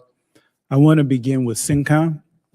In the past few months, several of our bases in the region have been targeted and severely damaged. More than 200 military assets, including hangars, barracks, radar systems, and other critical infrastructure relied upon by our service members, have also reportedly been destroyed or damaged. Simultaneously, the Pentagon's projected cost of this unauthorized war appears to continue shifting from roughly $25 billion one day to $29 billion the next. Importantly, those estimates still do not appear to include MILCON requirements needed to repair and rebuild damaged installation and bases.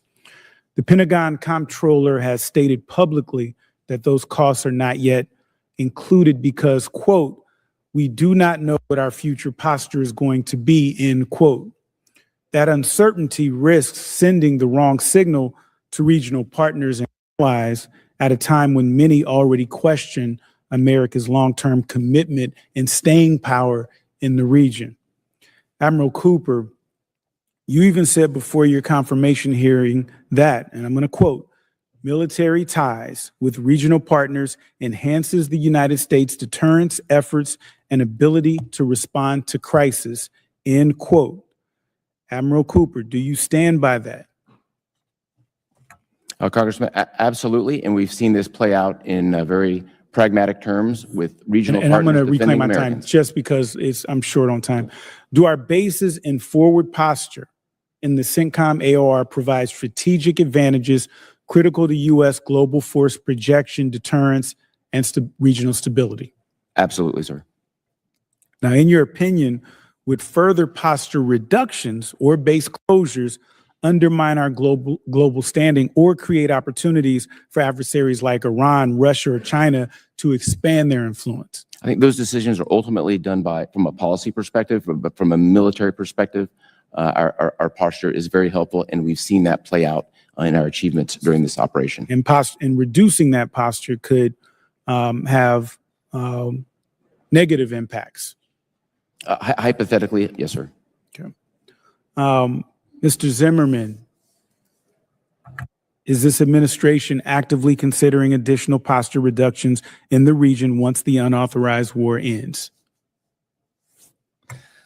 Congressman, I'm not aware of any active right now we're focused on. You answered it. You're not aware. You're saying that you're not aware of any active considerations of reductions. We constantly review and evaluate I know our that. posture considerations. But if there are any future posture decisions related to CENTCOM or any theater, they would be done in full appreciation for the threats and the factors that pertain to that. But currently, are you considering any additional posture reductions in the region? I'm not aware of any current considerations. Because what concerns me is that we already are creating significant uncertainty for our allies because of this war. The objectives have repeatedly shifted. The goalposts continue to move, and we risk drawing ourselves into an open-ended quagmire. At the same time, across the globe, this administration appears to be reevaluating posture, which does nothing but increase skepticism from our allies, from Germany to delays involving a brigade deployment to Poland, and now growing uncertainty surrounding our long-term posture in CENTCOM. We can't continue pursuing policies that create instability in our global posture, weaken confidence amongst our allies and partners, and ultimately create openings for our adversaries to expand their influence. And so quickly, I want to shift gears to AFRICOM. General Anderson, following up on our previous discussion regarding instability and extremist threats in North Africa, how does AFRICOM currently assess the evolving threat environment across the region? I appreciate that. We see the terrorists continuing to take advantage of ungoverned space across Africa, primarily in West Africa, as you highlighted. So this is why our focus is illuminating that and understanding what that threat is doing. And I want to say this real quick. Where do you see the greatest risks as well as opportunities for the United States to strengthen regional partnerships and counter violent extremism? I think the greatest opportunities are with those willing and able partners. Right now, we've seen that with some like Morocco, Nigeria, Kenya, and others. There's many other countries, but finding those willing and able partners and partnering with them is where we see the greatest opportunity to counter this threat. Gentlemen's time's expired. Thank you. This will bring us to the conclusion of the open portion of today's hearing. We will now adjourn this hearing and reconvene in room 2212 at 1:15.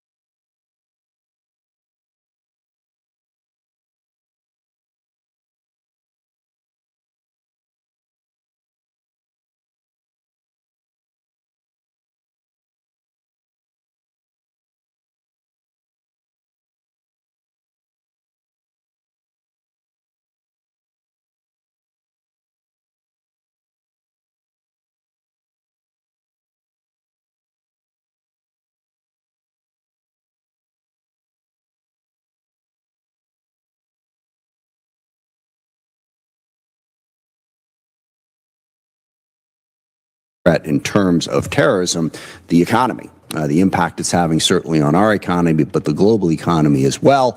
And then we can also have the rise of disease. We have a strain